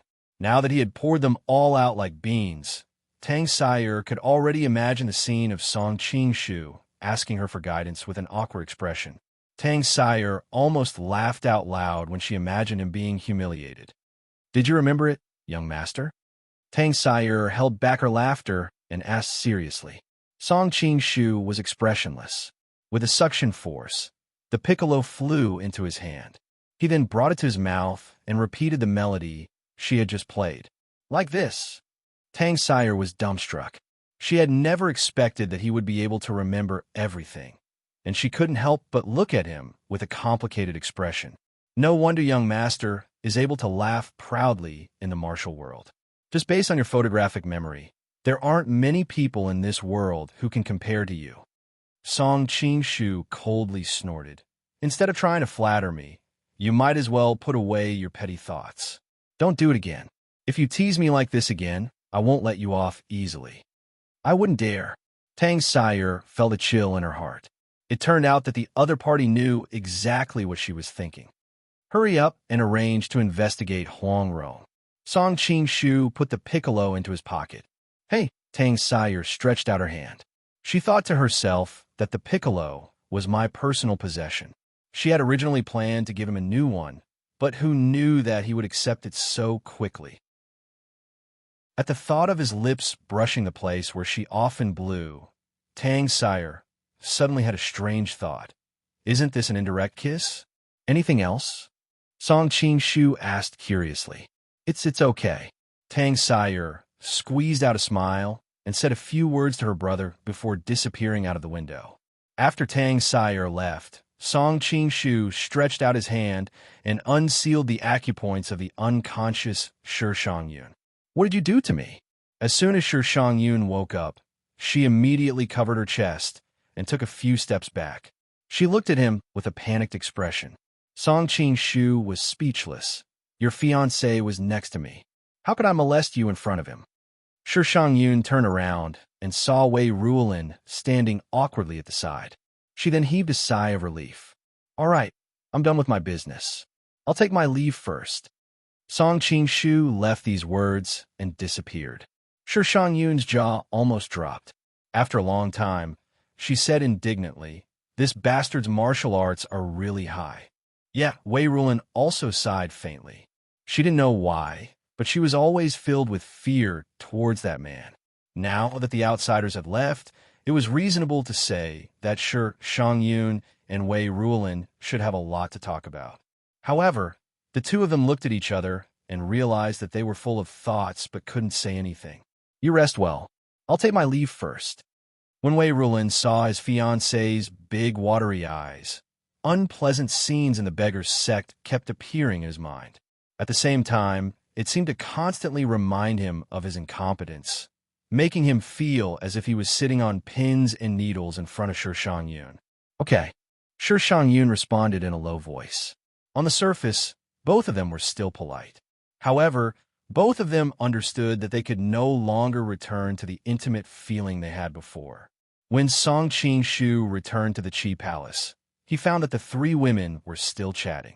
Ren Yingying and Luo Bing were asking Chun Yuanyuan questions about skincare and makeup. After all, Chun Yuanyuan was too famous for her beauty. Although she wasn't young anymore, she still looked as if she hadn't aged at all. Cough, cough, cough. Song Qing-shu deliberately coughed twice to indicate that he had returned. When the three women saw him, they instantly fell into silence. Three monks really have no water to drink. Feeling the awkwardness in the air, Song Qing-shu suddenly felt a headache. Suddenly, he had a flash of inspiration and thought of a solution. Our power in Lin and has always been a vacuum. The things that happened these 2 days caused me to have no choice but to seek help from the beggar's sect and other powers. This is not a solution. Therefore, I plan to establish my own power here.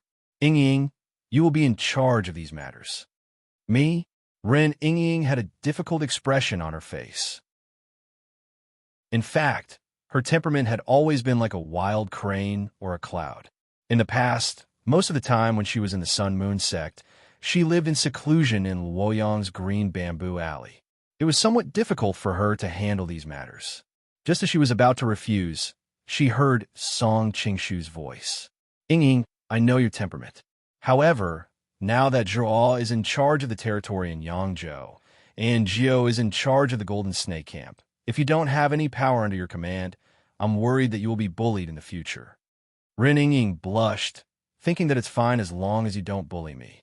However, she also knew that he had good intentions.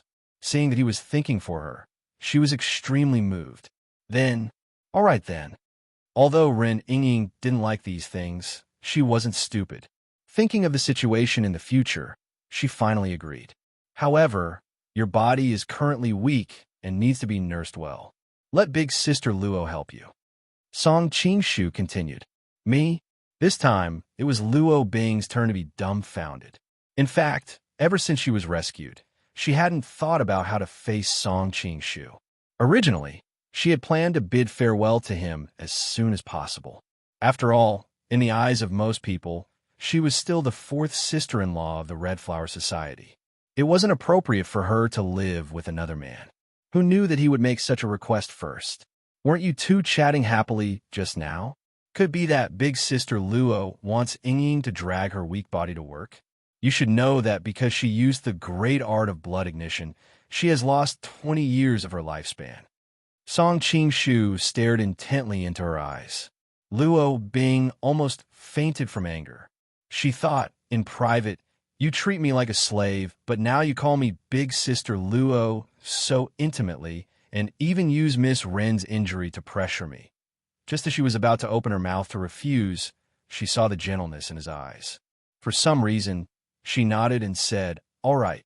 In fact, during this period of time, she was also tired of wandering without anyone to rely on. After parting ways with the Red Flower Society in Shengjing, she felt like a rootless duckweed. In the dead of night, she often woke up with a start and buried herself in her bed to cry. It's fine to settle down like this. Luo Bing sighed faintly in her heart. Then I'll have to trouble you with a lot of things in the early stages. Song Qingshu smiled. Luo Bing was once the 11th leader of the Red Flower Society and was familiar with the specific details of the Jianghu organization. As the holy nun of the Sun-Moon sect, Ren Yingying had a wide network of contacts and a broad vision. The two of them were a perfect match. In fact, Song Qingshu also had a small calculation in mind when he arranged for Ren Yingying to take charge of the situation here. His power in the Southern Song dynasty was currently empty, and everything was starting from zero. It was too difficult. However, Ren Yingying had the enormous resources of the Sun-Moon sect. After Ren Wuxing found out about what his daughter was doing, he would definitely support her. After all, he was most worried that his daughter would be bullied in the harem fights in the future. Whether it was Ren Yingying or Luo Bing, they were actually very satisfied with this arrangement. For Ren Yingying, she felt that Song Qingshu was considerate of her. Not only did he give her a status, but he also asked others to help her with the specific matters. As for Luo Bing, she had always lacked a sense of security after breaking up with her husband. She knew that with her identity as a married man, she definitely wouldn't be able to get a status in Song Qingshu's hands. However, she also didn't want to be purely a plaything. Now that she had a specific business, she instantly felt that her value was reflected. On the other hand, Chun Yuanyuan couldn't help but feel a little sorry for herself when she saw that the two women had things to do. It seemed that she only had her beauty left, and the only use she had was to talk to them about makeup and maintenance. The more she thought about it, the more dejected she became. At this moment, Song Qingshu suddenly said, "Sister Yuanyuan, if you want to do something, I just happen to have a task here. I'm afraid that only you can do it, but I'm worried that you'll be angry if you hear it. Tell me about it." Chun Yuanyuan was secretly happy, but she didn't show it because she was reserved as a woman. "You really won't be angry?" Song Qingshu said with a bit of a guilty conscience. Chun Yuanyuan looked curious. "Why would I be angry?" Song Qingshu gritted his teeth and said directly, "It's like this. I have a friend who wants to build a chain of high-end brothels all over the world." Song Qingshu paused and glanced at Chun Yuanyuan's expression before continuing. "Recently, her business has reached a bottleneck. If Sister Yuanyuan can give her some pointers, I guarantee that her business will break through the bottleneck." As soon as he finished speaking, both Ren Yingying and Luo Bing had strange expressions on their faces and looked at Chun Yuanyuan worriedly. Chun Yuanyuan's smile had long frozen, and she sat there with a gloomy face, not saying a word. Song Qingshu smiled embarrassedly and said, "Sister Yuanyuan, you just promised not to be angry." Chun Yuanyuan glanced at him and said indifferently, "If it's your business, I can help. If it's just your friends, I'm sorry I can't help." Chapter 1398. Hearing Chun Yuanyuan's answer, Ren Yingying and Luo Bing couldn't help but be startled. Firstly, they didn't expect that she wouldn't be angry, and secondly, they were curious about the meaning of her words. Could it be that Song Qingshu was still running a brothel? Thinking of this possibility, the two women looked at Song Qingshu unkindly. Song Qingshu looked embarrassed and hesitated for a long time before replying. "In a sense, it can indeed be regarded as my business." Before he finished, Ren Yingying was so angry that her face turned red. "How can you give birth to a son? Do such a wicked thing?" She originally wanted to say that giving birth to a son was punched in the anus, but when she was about to say it, she suddenly felt that it was too vulgar. Moreover, if she and him in the future, wouldn't it be cursing her own son? So she quickly changed her words. Luo Bing felt the same, but due to her identity, she couldn't say anything. At this moment, seeing that Ren Yingying had spoken, she hurriedly nodded. Obviously, she also had the same opinion. After all, this world was not quite the same as the future world. In Song Qingshu's previous world, most of the girls in this industry, except for a few who were forced to do it, coveted the fast money and easy work in this industry. They worked hard to become small white-collar workers. Working for more than half a year was less than working as a prostitute for more than a month. Naturally, they knew how to choose. But now, etiquette prevailed in this world. Unless there was no other choice, otherwise, not many people would fall into prostitution. In a sense, most of the women in the brothel were pitiful people. As women, Ren Yingying and the others inevitably had sympathy for them. So when they heard that Song Qingshu was actually in this industry, they had such a big reaction. Song Qingshu smiled bitterly. "In your hearts, am I big villain who forces women into prostitution?"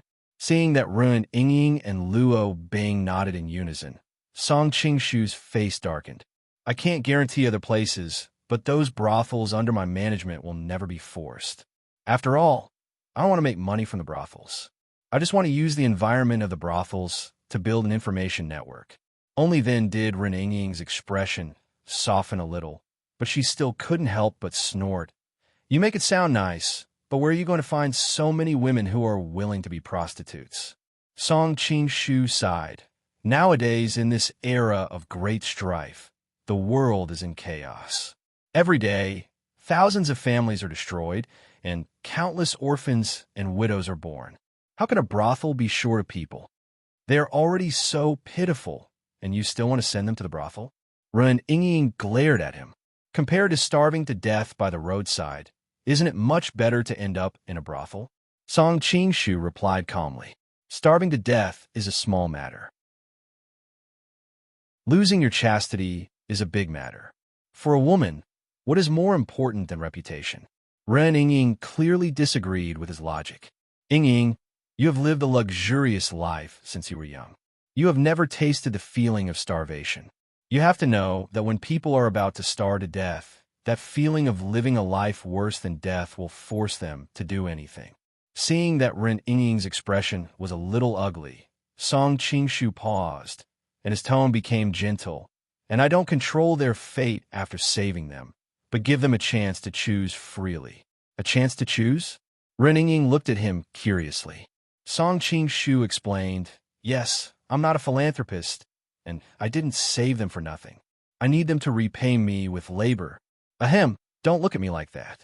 I'm not forcing them to go out to receive customers, but to start as a servant. After 2 or 3 years, they can choose to leave, or they can choose to stay as prostitutes.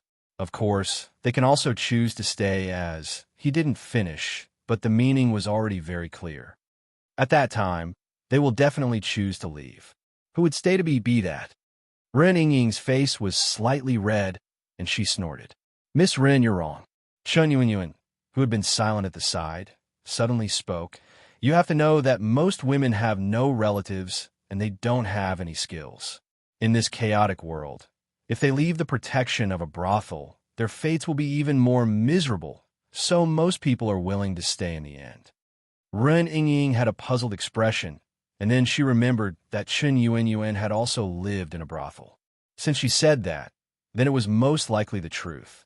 Compared to Ren Ying, who had always been high and mighty, Luo Bing had experienced the trials of life and gradually understood.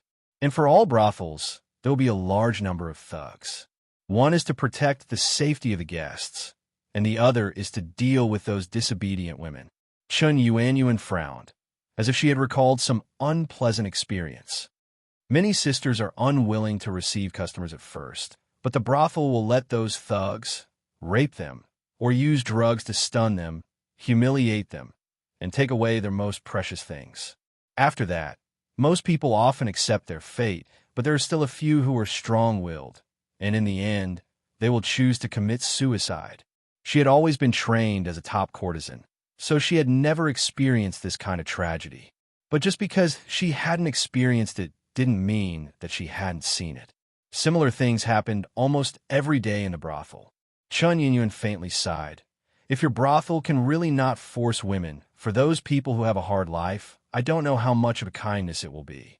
Song Qingshu's expression became serious, and he said seriously, Sister Yuanyuan, don't worry. I swear here that I will not allow them to force women, and everything will be voluntary. Mem, I believe you. After spending some time with Song Qingshu, Chun Yuanyuan knew that he wouldn't lie to her about this.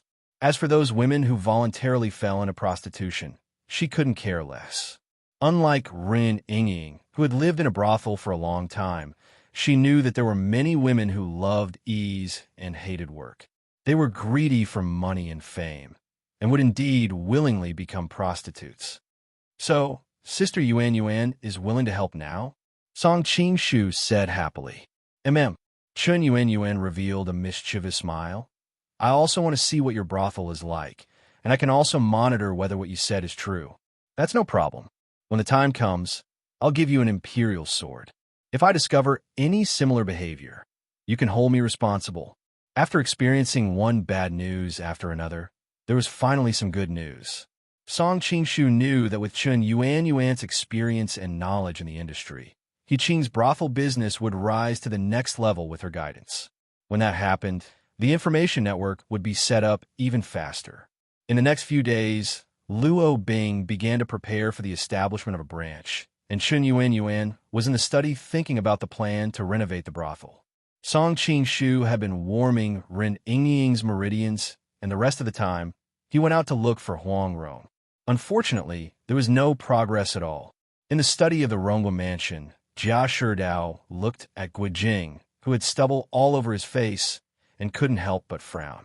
He said, I haven't seen you often recently, and the date of the martial arts competition is approaching. How are you going to win like this? Guijing shook his head, and he looked lost. Compared to Rong, the martial arts competition is nothing. Jia Sherdao comforted him. I know you care about your wife, but I've already sent people to look for her everywhere. I believe we'll have news soon. News soon? That means no news yet. Guijing, who had always been a bit dull, was thinking fast. No, I have to go find her. He then walked out. Jia Sherdao was furious. He had planned for so long, and he was determined to get what he wanted. How could he let it all go to waste because of Huang Rong? Not only had he used his power openly, but he had also used the intelligence network of the Isle of Heroes, but he still hadn't found her whereabouts. In his heart, he had long felt that Huang Rong was in danger, but he hadn't told Guijing the truth. A man doesn't have to worry about not having a wife. Even if something happens to gang leader Huang, I'll introduce you to someone else. I guarantee that she'll be beautiful and talented. If you like her, you can pick any of my daughters. I can even let you marry a princess. Before Jia Sherdao could finish, Guijing angrily interrupted him. Don't worry. Enough. I only want Roma. Any other woman is just a chicken or a dog in my eyes. Jia Sherdao was already irritated by Guijing's half-dead look, and he couldn't help but sneer when he heard what Guijing said. So, in your heart, my daughters are also just a chicken or a dog. Guijing was stunned. He knew he had said something wrong, but he was annoyed and didn't want to explain. He cupped his hands and said, I'm just a rough guy. If I've offended you in any way, please forgive me. It's getting late, and I have to go find out about Rome. Goodbye. After that, he strode out without waiting for Jia Sherdao's response. Watching him leave, Jia Sherdao couldn't help but slap the Jing Dejun official teacup, which was worth 100 taels of silver, into powder. How dare he? How dare he? At that moment, Liao Yingzhong, Jia Sherdao's aide, walked out from behind the screen. He smiled bitterly and said, Why do you have to put up with him like this, my lord? What can I do if I can't? He's our only candidate in this martial arts competition. Jia Sherdao's face was gloomy. Only? Not necessarily. Liao Yingzhong chuckled. Have you forgotten the replacement recommended by Wang Ziding, the former commander of the palace, 2 days ago, my lord? The Wang family and the Murong family are in-laws, so of course they'll help. However, although Murong Fu is famous in Jianghu, it's just a facade, Jia Sherdao said coldly.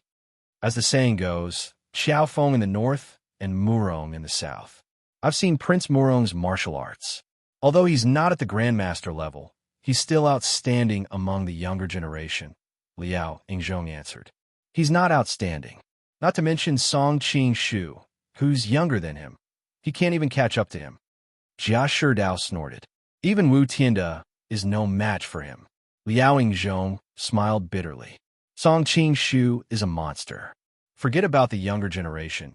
Even if we count the senior experts, I'm afraid that the number of people who can win against him can be counted on one hand. It's normal for Murong Fu to not be able to win against him, but the dignified Southern Murong shouldn't be unable to win against Wu Tianda, who has always been a nobody. Jia Sherdao shook his head. I've seen both of them fight. If it were a fair fight, Murong Fu would lose for sure. Liao Yingzhong's face was solemn. If you say so, my lord, then you must be right. Jia Sherdao became more and more annoyed. If I could really replace him, I wouldn't have to endure Guijing's anger. I think he won't even participate in the martial arts competition until he finds Huang Rong. Liao Yingzhong suddenly said, My lord, have you forgotten our plan against Wu Tianda? Although Murong Fu can't beat him in a fair fight, what if we help him? Chapter 1399. Another 2 days passed, and there was still no news of Huang Rong. Song Qing-shu stood by the window of the study and looked at the scenery in the distance. He fell in a deep thought. The Beggars sect and the White Lotus Society were searching together. Logically speaking, even an ant should have been found. But now, there was still nothing he thought about the information he got from Guijing. Jia Sherdao seemed to have sent his men to investigate, but they also found nothing. Who took Huang Rong? Song Qingshu had a headache. At this time, Reningying came in with a plate. Seeing his worried face, she said softly, "Qingshu, have some lotus soup." She was a sensitive woman, and she realized that the relationship between her lover and Huang Rong was not normal, but she didn't think that way. After all, Guijing and Huang Rong were a famous couple in Jianghu, and Song Qingshu and she were in different positions. If there was something going on between them, it would be too shocking. "Why did you come out? Let the maids do this." Seeing Ying standing there timidly, with her slim waist as if it would be broken by the wind, Song Qingshu couldn't help but feel pity for her and ran over to help her. Feeling the warmth of his hand, Ren Ying blushed. "I'm not that weak. You're badly injured, so you need to take care of yourself." Song Qingshu untied the plate for her and helped her sit down. For some reason, Ren Ying suddenly thought of what happened in the thatched cottage. The two of them had reached the climax of their intimacy, but because her body was too weak and she vomited blood, she couldn't help but feel her heart beating wildly. She hurriedly changed the topic. "Is there still no news of Chief Huang?" "No." Song Qingshu smiled bitterly. "She seems to have suddenly disappeared from this world." Then he told her about the beggar gang, the White Lotus Society, and even the results of the investigation with Jia Sherdao. Ren Ying frowned slightly. "It doesn't make sense. Jia Sherdao used his power in the government, but they still couldn't find any clues. I'm also wondering about it." Song Qingshu frowned. "It seems that another mysterious force took her away. That force might be more powerful than Jia Sherdao, the beggar gang, and the White Lotus Society. But is there such a force in Jing City?" Ren Ying suddenly thought of something and said in an uncertain tone, "Why don't you check with Han Kaizhou? He's the only one in Lin, and who can compete with Jia Sherdao." Song Qingshu's eyes lit up as if he was suddenly enlightened. That's right, it might really be with Han Xingzhou. The reason why he hadn't thought of that was because of his habitual thinking. When Ren Ying and Huang Rong had been kidnapped for the first time, it seemed that Han Kaizhou and Jia Sherdao had done it. However, he had quickly figured out that someone had deliberately framed them, and the subsequent developments had proven his theory. Therefore, when Huang Rong had been kidnapped, he had subconsciously ruled out Han Kaizhou and Jia Sherdao as suspects. But now he suddenly realized that the first time Huang Rong was robbed, it was indeed not Han Xingzhou's instruction, but it did not mean that he was not the one who was robbed the second time. In particular, the two black-clothed masters injured the guards in the prince's mansion, but did not kill them. It must be because of the friendship between the two sides, so he specially ordered his men not to take things too far. The more Song Qingshu thought about it, the more he felt it made sense. He couldn't help but hug Ren Ying and kiss her on the cheek. "Ying, you're really my good wife, Mana." Ren Ying blushed and tried to push him away. After all, she had always been reserved and proud. She was not used to expressing herself in such a passionate way. Unfortunately, before she could get angry, Song Qingshu had already run out. As he ran, he waved at her and said, "I'm going to check Han Xingzhou's place first. I'll be back soon." Watching him disappear outside the door, Ren Ying had nowhere to vent her anger and humiliation. In the end, it turned into a chuckle. She caressed the place on her face where he had just kissed, and her whole person became more and more charming. "What a lecherous lecher. He always finds a way to take advantage of me." After a while, her eyes fell on the lotus seed soup that had not been touched and was still steaming. Her smile froze, and her mouth gradually pouted. When Song Qingshu came to the Han mansion, he wanted to sneak in and check, but he gave up the idea in the end. On the one hand, it was easy to be exposed in broad daylight. On the other hand, they were still in a honeymoon period, so there was no need to test him. He could just ask him about it. If he couldn't get an answer, he could come back at night. After making up his mind, he openly walked to the gate. Hearing that the new king of Qi had come to visit, the gatekeeper was shocked. He sent someone to inform his master while he welcomed him in with a smile. He clearly knew that the new king of Qi had a good relationship with his master, so he didn't let him wait outside. Not long after, Han Xingzhou came out with a smile. Qing what brings you here today? In order to show their closeness, the two had agreed to call each other by their names. Song Qing didn't stand on ceremony and went straight to the point. This time, I came to ask Jiafu about Huang Rong's whereabouts. As he spoke, he stared into Han Xingzhou's eyes to see if there were any changes in his expression. Hearing his question, Han Xingzhou was startled. He then smiled and said, "Actually, even if you didn't come today, I was planning to visit you." "Oh, it seems that Huang Rong is really here." Song Qing snorted. Thinking about how he had been searching for Huang Rong these past few days, his complexion immediately became unsightly. Han Xingzhou smiled and shook his head. "Qing, you misunderstand. How could gang leader Huang be here? However, not long ago, I received news that I know where she is." "Oh, where?" Song Qing immediately became spirited and asked. Han Xingzhou smiled, but didn't say anything. Instead, he raised his teacup and slowly took a sip. This old fox. Song Qing couldn't help but curse. Seeing Han Xingzhou's appearance, how could he not understand that Han Xingzhou was taking advantage of the situation to raise the price? However, for Huang Rong's sake, he had to endure. Song Qing squeezed out a smile. "If Jiafu can tell me Huang Rong's whereabouts, this brother will be eternally grateful. I will go through water and tread on fire without hesitation." "Qing, you are too kind." Han Xingzhou immediately put down his teacup and said with a smile, "What is our relationship? Why are you still talking about this?" Song Qing couldn't help but curse. If it weren't for Huang Rong's safety, he would have torn off Han Xingzhou's goatee one by one. Han Xingzhou then changed the topic and said, "However, my brother has encountered a difficult situation today, and I really don't know how to deal with it.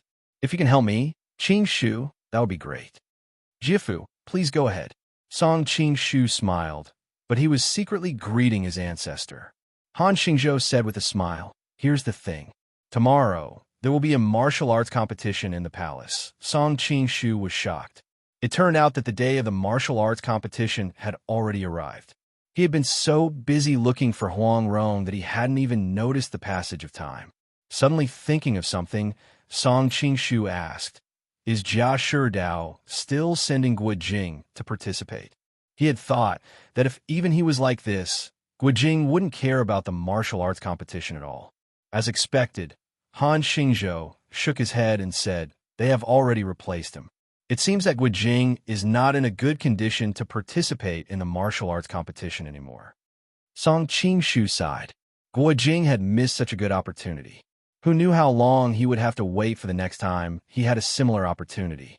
Suddenly, a thought occurred to him, and he asked, "Who was it?" "The famous Murong Fu of Gusu," Han Xingzhou answered. "Him?"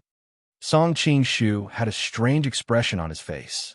He looked at Han Xingzhou with a faint smile and said, "This is good for you.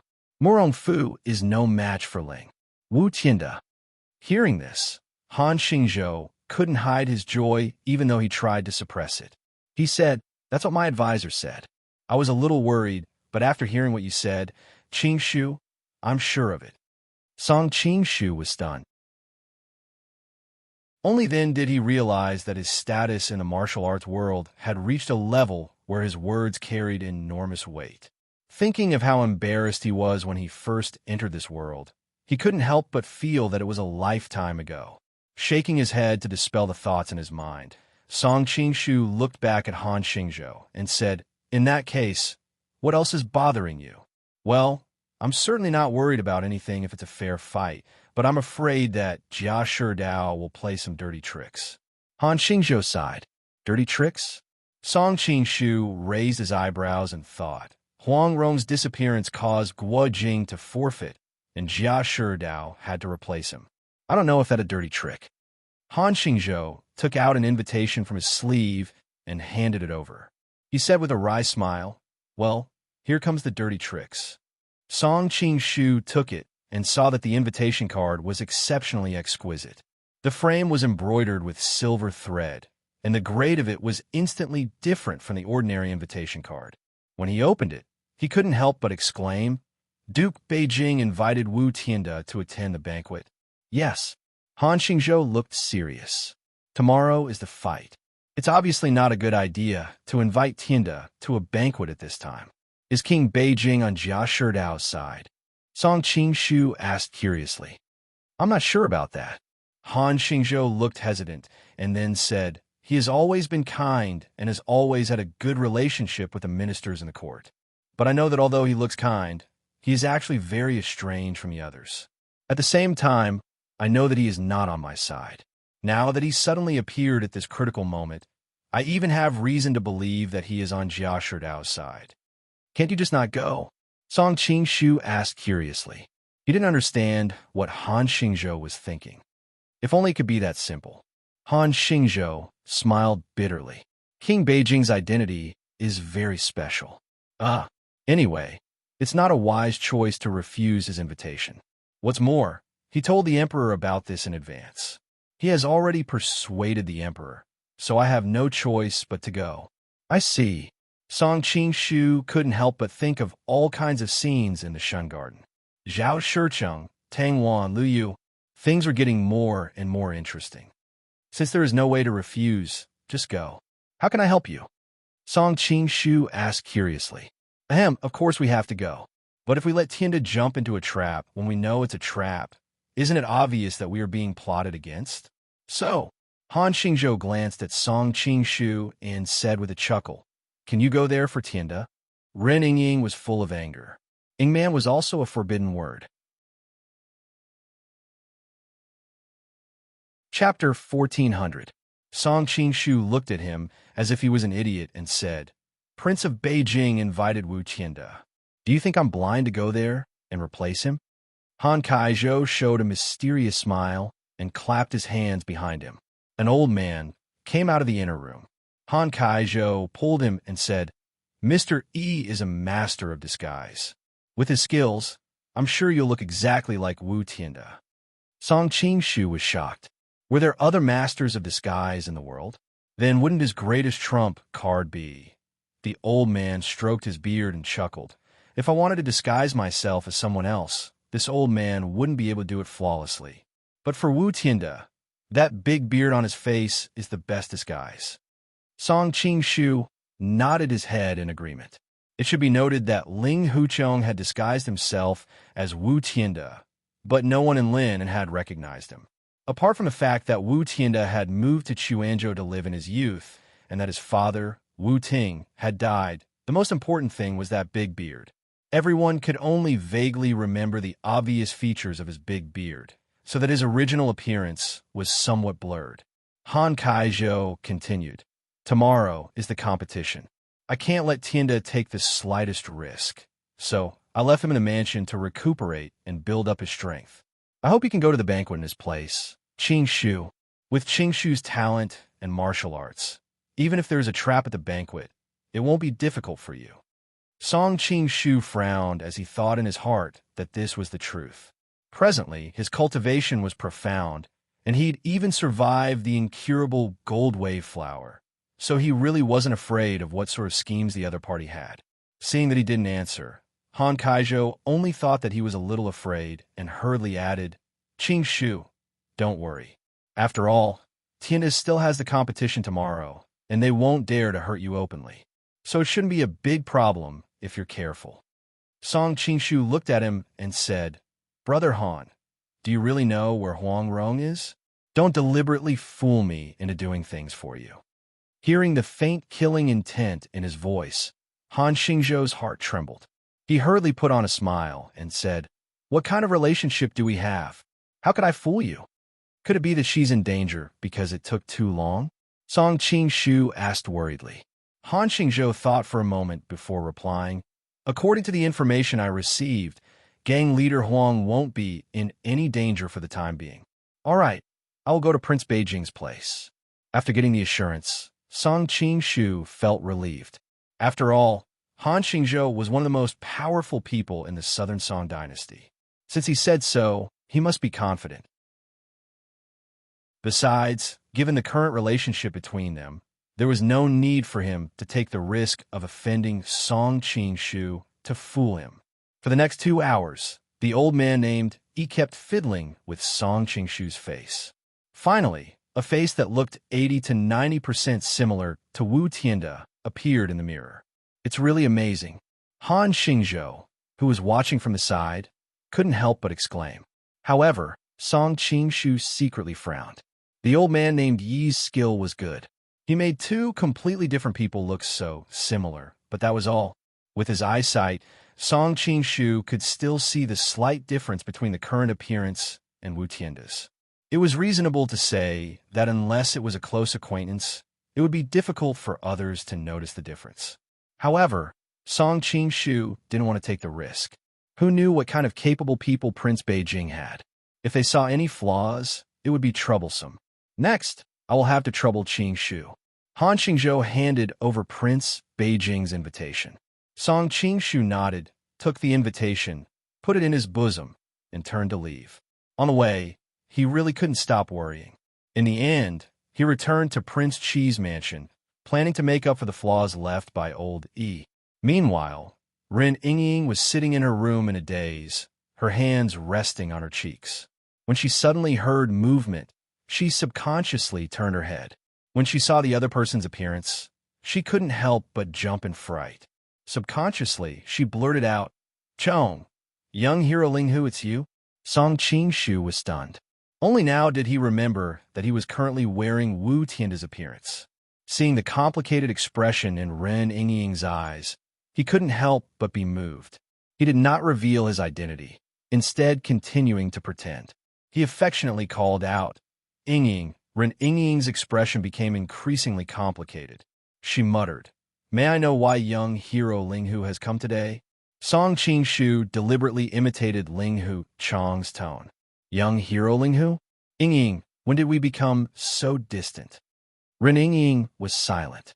After a long time, she faintly sighed. "I can only say that fate makes fools of people. I specially came to find you today." Song Qingshu continued.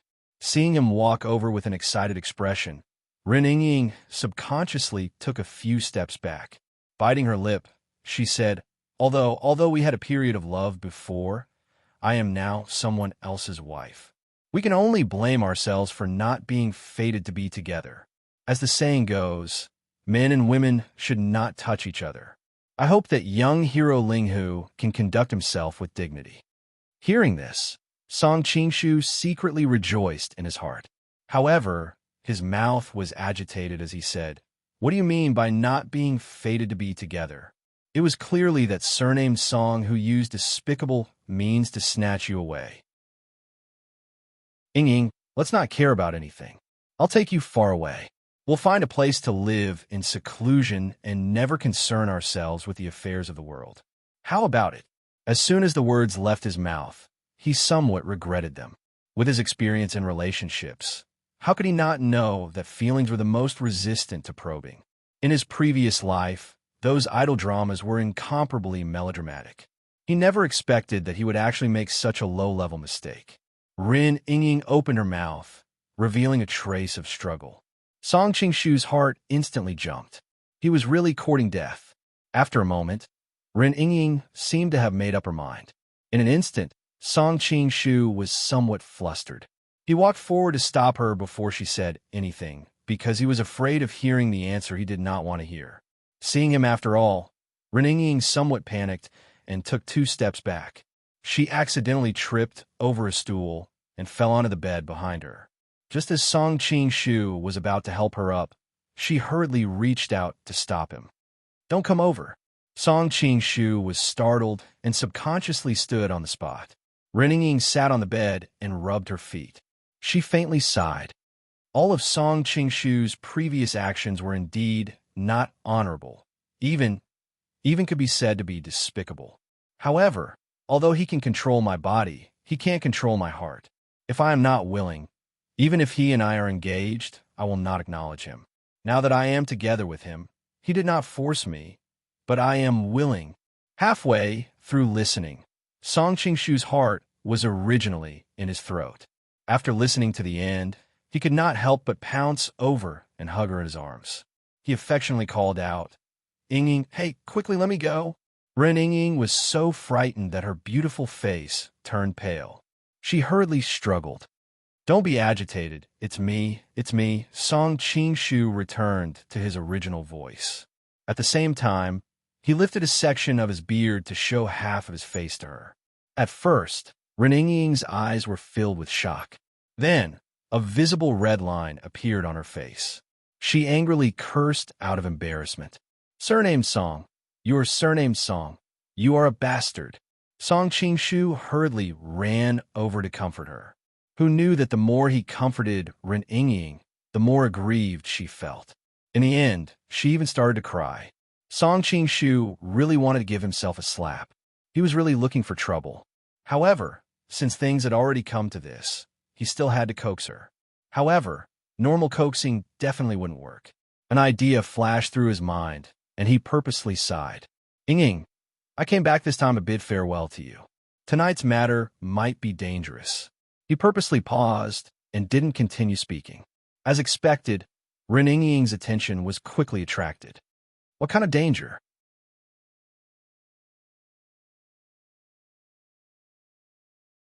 Chapter 1401. Eldest Senior Brother. Yulingshan hugged him tightly, as if she was worried that he would suddenly run away. Song Qingshu looked embarrassed.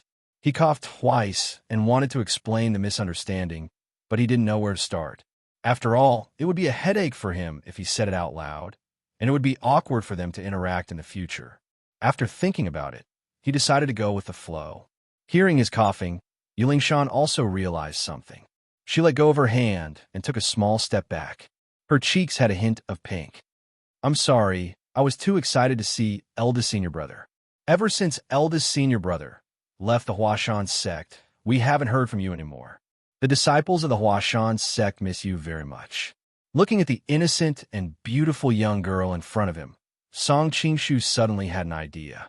He just happened to feel a little sorry for Ling Huchong, so why not help him? With that in mind, Song Qingshu imitated his voice and said, Little junior sister, did you miss me? Yu Lingshan was stunned. She didn't expect him to ask that. After all, Ling Huchong had always been very obedient in front of her. She was afraid that he would offend her. Of course I miss eldest senior brother. Especially this time. If it wasn't for eldest senior brother, I'm afraid I would have. I've been looking for a chance to thank you, but I haven't found the chance. Looking at the young girl's expression in front of him, Song Qingshu secretly sighed.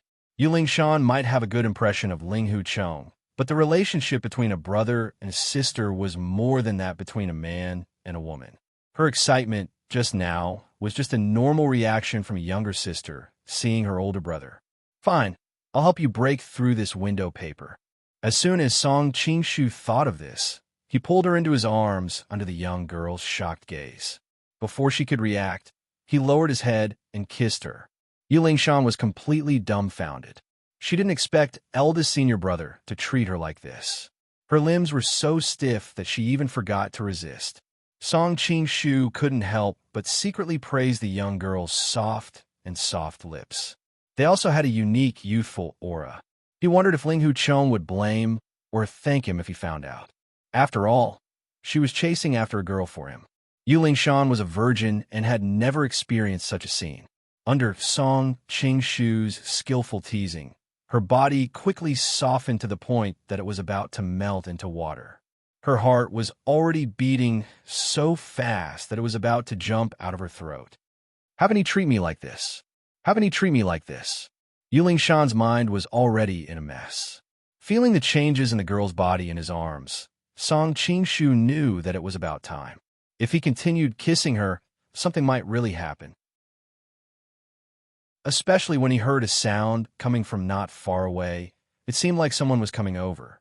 So, he gently pushed the girl in his arms away, smiled at her, and used his qigong to jump over the wall, disappearing in front of her. Yu Lingshan stood there in a daze, touching her lips as if her soul had left her body. Senior sister, what happened? Lin Pingji's voice came from behind. Yu Lingshan was shocked. She quickly turned around and waved her hands. No, nothing. She didn't know why she lied, but her instinctive reaction made her bury the matter in her stomach. Oh, it's windy here. Go back and rest. Lin Pingji didn't think too much about it. Okay. Yu Lingshan could still feel the feeling of her heart beating. She gradually became angry. How could eldest senior brother treat me like this? Ling Huchong, I really didn't do it to take advantage of her. Song Qing Shu, who was walking on the road, muttered to himself. Yu Lingshan has already subconsciously treated the relationship between the two of you as brother and sister. No matter how well you treat her, she will feel that it is natural and will not think of it as a romantic relationship. Now that I have broken this shackle for you, she will not treat you as a brother in the future. After all, how can there be a brother who French kisses his sister? Unknowingly, he arrived at the Prince of Beijing's residence. After handing over the invitation, the gatekeeper welcomed him impolitely. Along the way, the trees were lush, and the rockery was very unique. The pavilions were even more ingenious. Song Qingshu secretly nodded his head. This style is even better than the Rongwa residence. When will I send someone to inspect it and go back to renovate the Prince of Qi's residence? He didn't have the idea of keeping a low profile. After all, he had transmigrated to this world and possessed such great power. He wasn't a saint, so why should he let himself suffer? After passing through 2 courtyards, there were fewer and fewer male servants. Instead, they were replaced by incomparably delicate servant girls. Many of them would have been sentenced to death within 3 years if they were placed in his era. TSK. The life of these ancient nobles is really more decadent than capitalism. While sighing, Song Qingshu was also secretly puzzled. Looking at the situation of the servant girls in this courtyard, the character of Prince of Beijing was obvious. Why would such a person marry a woman who had been married twice? Although Tang Wan could be considered dignified and beautiful, she was far from the level of Chen Yunyuan, who was devastatingly beautiful. She was not worth marrying as a princess consort. Just as he was puzzled, he heard a servant girl's clear voice. General Wu, we have arrived. Song Qingshu looked up and saw a luxurious and beautiful pavilion standing in front of him. Looking at the signboard with the words, Heavenly Fragrance Pavilion, his expression instantly became extremely strange. One had to know that Qin Keqing had very few appearances in Dream of the Red Chamber. No matter how one looked at it, she was a dignified and gentle young mistress. The reason why everyone knew of her scandalous deeds, other than Jiao, the cursing crawling on the ashes after getting drunk, was largely related to the first draft of Dream of the Red Chamber, Qin Keqing's lewd death in Heavenly Fragrance Pavilion. It made people involuntarily associate her with the word lewd. Now that there was Qin Keqing in this world, and now there was a Heavenly Fragrance Pavilion, it couldn't be a coincidence, right? At this moment, another beautiful servant girl came up to welcome him. General Wu, His Highness has been waiting upstairs for a long time.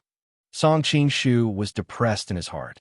According to the nobility rank, he was a one-word king, while the other party was just a king. There were still 2 ranks in between, but he actually didn't come out to welcome him personally. However, he also understood that he was currently impersonating Ling Huchong's identity, so he could only secretly despise him. On the surface, he still had to politely follow the servant girl upstairs. Song Qingshu went upstairs and saw Prince Beijing sitting in the center from afar. There were 2 beauties serving him on his left and right. One was peeling the skin of a grape and sending it to his mouth, while the other was smiling and pouring wine for him. In the room, there was a row of women holding musical instruments and playing music. It could be seen that all of them had extraordinary looks. There was a faint fragrance of cosmetics in the room. Coupled with the extravagant music and the indistinct bodies of the women under the veils, the entire room was filled with an ambiguous atmosphere. It's really too decadent and extravagant. Song Qingshu secretly sighed. He walked forward and cupped his hands. Wu Tianda greets Prince Beijing. Zhao Shicheng waved his hand. General Wu doesn't have to be so courteous. I have been waiting for you for a long time. Please take a seat. A servant girl had already placed a table and a stool not far from him. Before Song Qingshu came, he thought that he would be able to see Tang Wan today. He might even be able to help her pass a message to Lu Yu. But looking at the situation now, it was most likely impossible. However, Duchess Beijing was making such a mess at home. As Duchess Beijing's wife, where would Tang Wan put her face? The servant girl had already served wine and delicacies, but Song Qing-shu didn't have any intention of eating. Instead, he asked lightly, "I wonder why your highness invited me here this time?" Zhao Shiqing didn't get angry. After all, tomorrow was the competition. At this time, it was normal for Wu Tianda to be on guard. Zhao Shiqing immediately laughed and said, "It's nothing much. I have long heard that general swordsmanship is superb. Last time at Prince Shi's residence, I really can't forget it. Therefore, I specially invited General over. Your Highness is overpraising me." Song Qing-shu also didn't know what the other party was selling. He planned to deal with the myriad of changes by remaining unchanged. Seeing that Wu Tianda didn't say anything else, Zhao Shiqing could only say, "This prince has always admired those martial arts experts. I especially like famous swordsmen. In this aspect, I'm almost obsessed. I wonder if General can add some entertainment to the fun and let me feast my eyes?" Song Qing-shu frowned inwardly. Could it be that they wanted to figure out Wu Tianda's swordsmanship in advance so that they could make targeted arrangements? Although he didn't know the 9 solitary swords, it wasn't difficult for him to imitate the 9 solitary swords with his current attainments in swordsmanship. However, he didn't intend to perform. Instead, he indifferently declined. "Tomorrow, I will participate in the competition in front of the palace. At that time, I will naturally not hold anything back. Your Highness can carefully taste it at that time." This was the reaction that Wu Tianda should have. Zhao Shiqing seemed to have expected his answer and didn't continue to pester him. "Well said. Since that is the case, let's not talk about swordsmanship today. Let's talk about good wine." Song Qing-shu was stunned. "Good wine?" Zhao Shiqing smiled and said, "Recently, by chance, I obtained a batch of strange wine from a Nanyang merchant. It is said that it is famous wine from many countries thousands of miles away.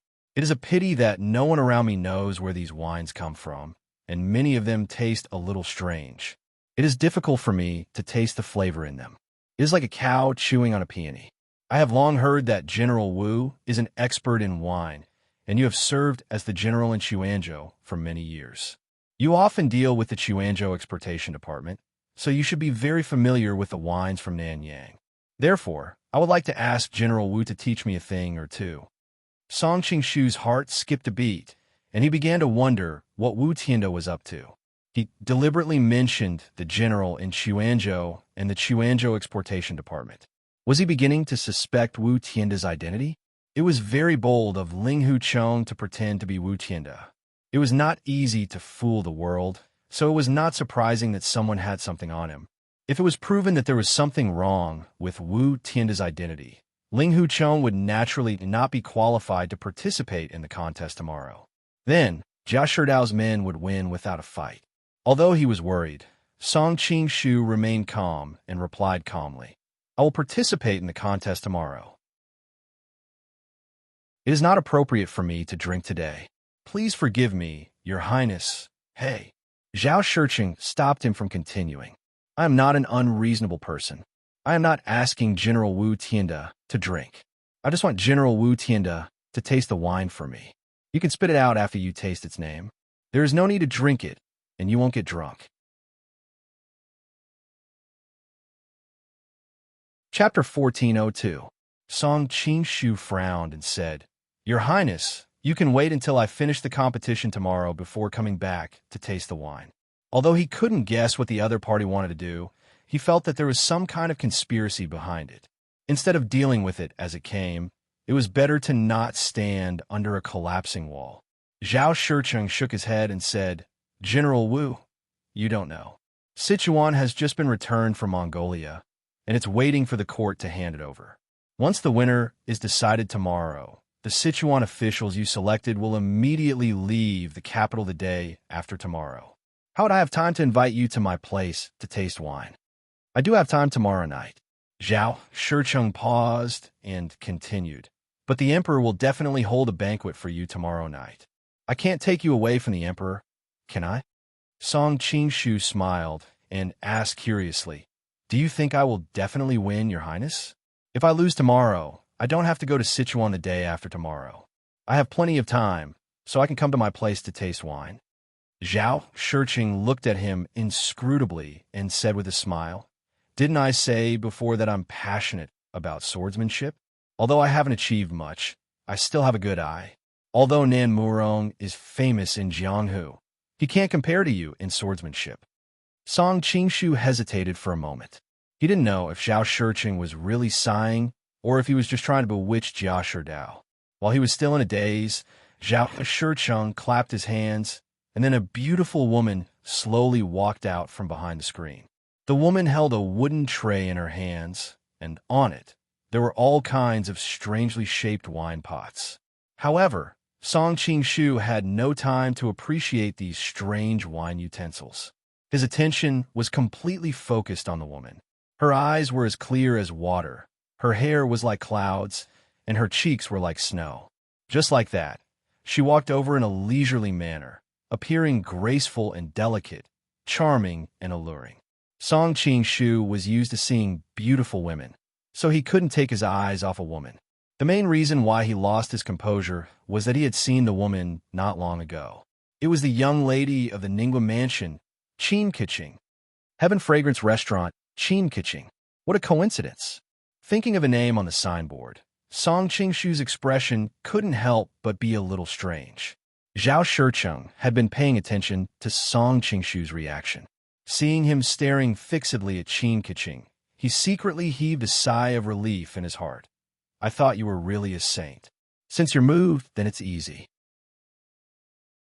Actually, not to mention that the other party was a boorish man. Even he himself, who had a distinguished status and who knew how many stunning beauties over the years, was somewhat unable to resist the charm of this young madam of the Ningguo mansion. If it wasn't for the fact that he was apprehensive of the hidden strength of the Jia clan, even if it was a little risky, he would still want to play with this stunning young madam. Unfortunately, what a pity. Today, that bastard got lucky.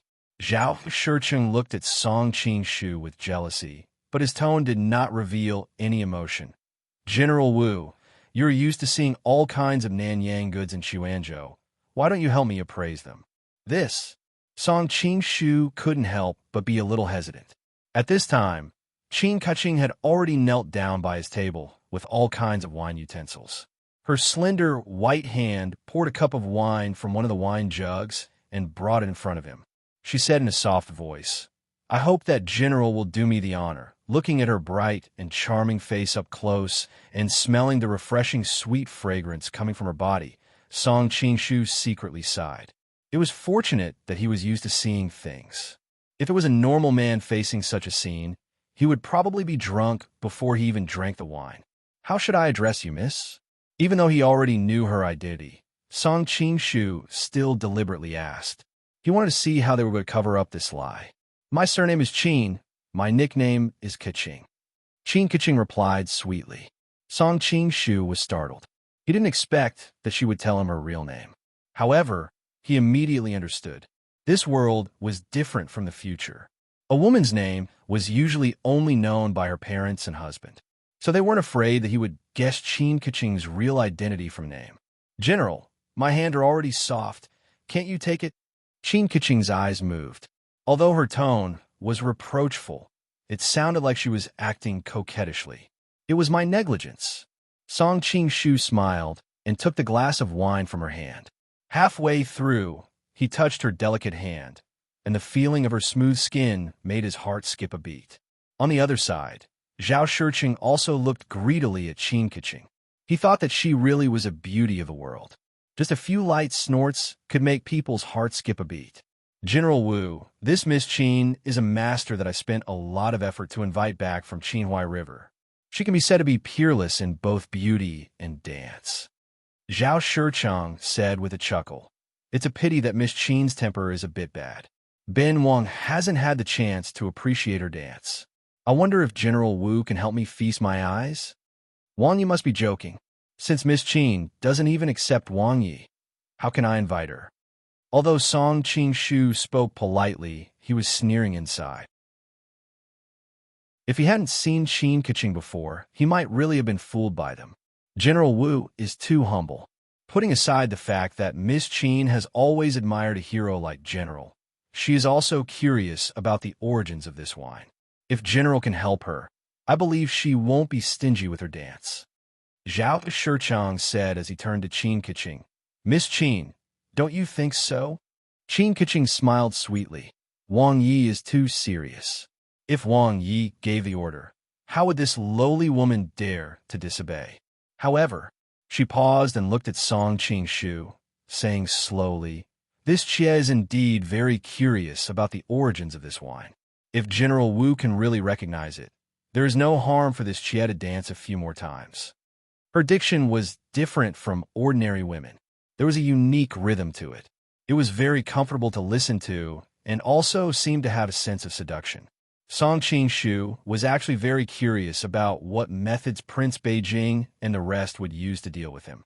He took the opportunity to raise his wine cup and said with a smile, my knowledge is shallow, and I'm afraid that I will disappoint Wang Yi and Miss Qin.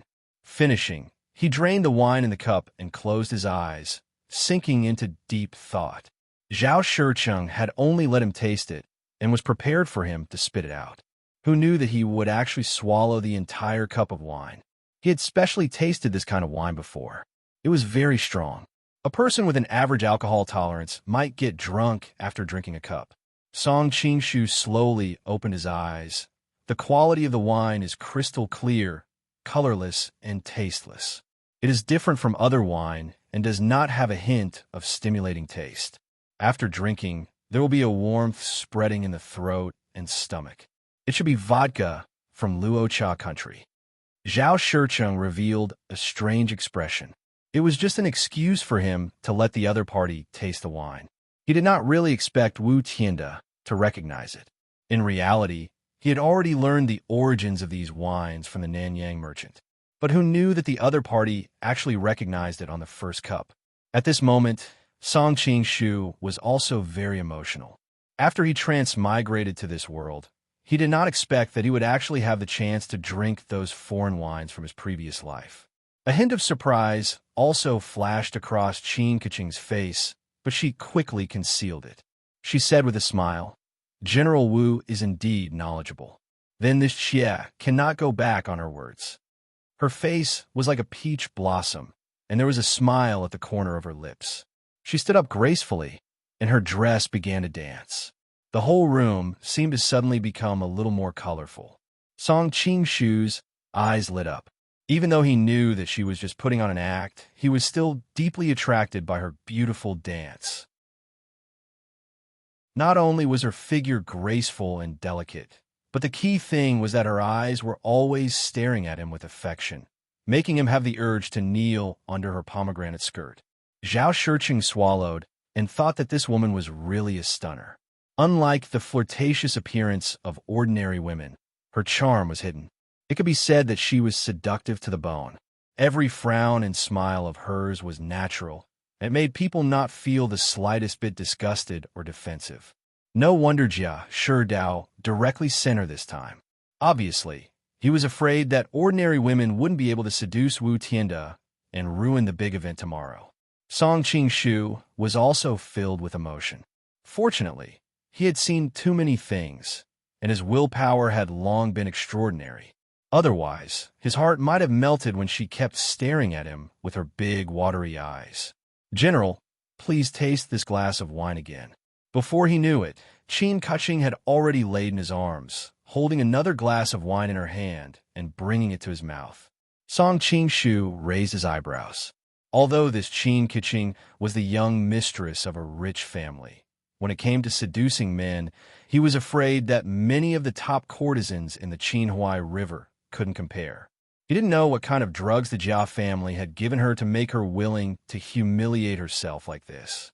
Since Miss Qin invited me, how could I dare not accept? Song Qingshu held her delicate body with one hand and held her soft hand with the other. He brought the wine to his mouth and drank it in one gulp.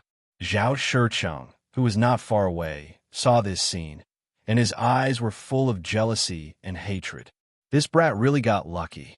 As if she had heard what he was thinking, Qin Keqing twisted her small waist and broke free from Song Qingshu's embrace like a light butterfly.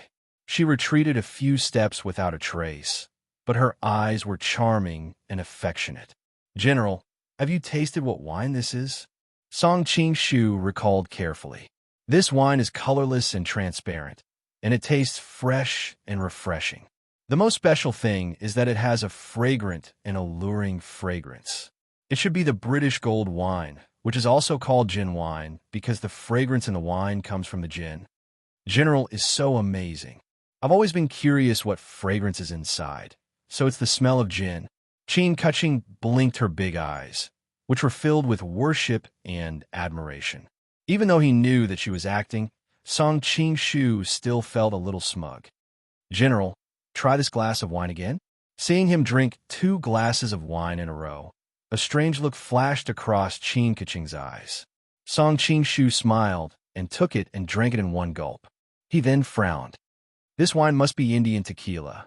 "Tequila?" Qin Keqing blinked her eyes. "What a beautiful name."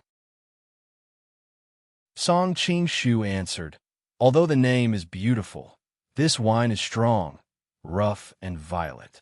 I don't like it very much." Chapter 1403. Hearing her words, Song Qingshu almost had a nosebleed. Especially her suggestive tone, full of teasing, it was enough to make a man's heart waver. She really is a seductress who can charm people to death. Zhao Shicheng cursed in his heart and couldn't help but feel jealous. He smiled and interrupted the two of them looking at each other. General Wu is indeed someone who has stayed in Quanzhou before to be able to recognize the name and origin of every wine. I wonder if General knows the remaining wines? Qin Keqing also poured another cup of wine and handed it over. "General, please." Seeing her smiling and talking sweetly, but urging him to drink cup after cup, Song Qingshu secretly sneered. "Since you have bad intentions, there's no need for me to be polite." When receiving the wine cup, Song Qingshu didn't immediately take the wine cup, but intentionally touched her hand. Qin Keqing wanted to withdraw her hand, as if she was electrocuted, but the other held it tightly. Her face instantly flushed red, making her even more enchanting. "General," Qin Keqing looked at him reproachfully, but Song Qingshu pulled her into his embrace. As he hugged her, he started to taste the wine in the cup, amber-colored wine, mixed with the fragrance of flowers, fruit, and also the smell of smoke. This must be Scottish whiskey. This kind of wine is suitable for ambitious men. Only such men can accept so many complex and heavy tastes. "Wonderful, wonderful," Zhao Shicheng praised as he applauded. "I didn't expect that General Wu is not only skilled in swordsmanship, but also a master of wine. It's really admirable. Prince is too kind." Song Qingshu nodded his head in a neither servile nor overbearing manner, but his other hand tightly hugged the slender waist of the beauty in his embrace, making her unable to stand up. This man is really daring. He actually dares to treat a dancer of Prince Beijing's residence like this. Qin Keqing was secretly annoyed. Although she agreed to use the honey trap, she thought that when dealing with this kind of boorish fellow, just giving him a taste of sweetness would be enough to make him fall head over heels for her. But up till now, she had sacrificed too much more than she had expected. Zhao Shicheng, on the other hand, was secretly delighted. He wasn't afraid of him having desires, but he was afraid that he wouldn't have them. It seemed that the wine was indeed strong enough to make him feel tipsy so quickly. Otherwise, he wouldn't have done such a rude thing. Qin Keqing was secretly annoyed. She bit her lips and poured another cup of wine for the man beside her. "General, how about trying this wine again?" At the same time, he kept cursing in his heart. That person from before had said that the wine was very strong, and when mixed together, the power would multiply. Let's see if you can survive after drinking so many cups of it. However, Song Qingshu did not refuse any of them. He downed the wine in front of him in one gulp. In fact, he had more or less guessed the other party's intention. After transmigrating from the future, how could he not know that it was easy to get drunk when mixed with these wines? However, his current internal energy was profound. The moment the wine entered his body, it was refined by his internal energy, so he naturally didn't have to worry about getting drunk. This wine is mellow and delicious. The fragrance is rich, and the color is crystal clear. Back then, the Dutch merchants transported the wine from France to all parts of the world. Unfortunately, because of the long journey, the wine went bad. Those merchants used the bad wine to distill the grape wine with a higher concentration and named it brandy, which means burnt wine. Song Qingshu paused for a moment, then shook his head and said, "However, I suggest that Prince can store this wine in the oak barrel for 3 years before drinking it. At that time, not only will the fragrance of the wine become even stronger, the color will also become an amber gold, which will serve as a foil to Prince's identity." There's really such a thing? Zhao Shicheng had originally taken out these wines as a pretense, but now he was gradually intrigued by the other party. "Prince will know once you try." Song Qingshu smiled faintly.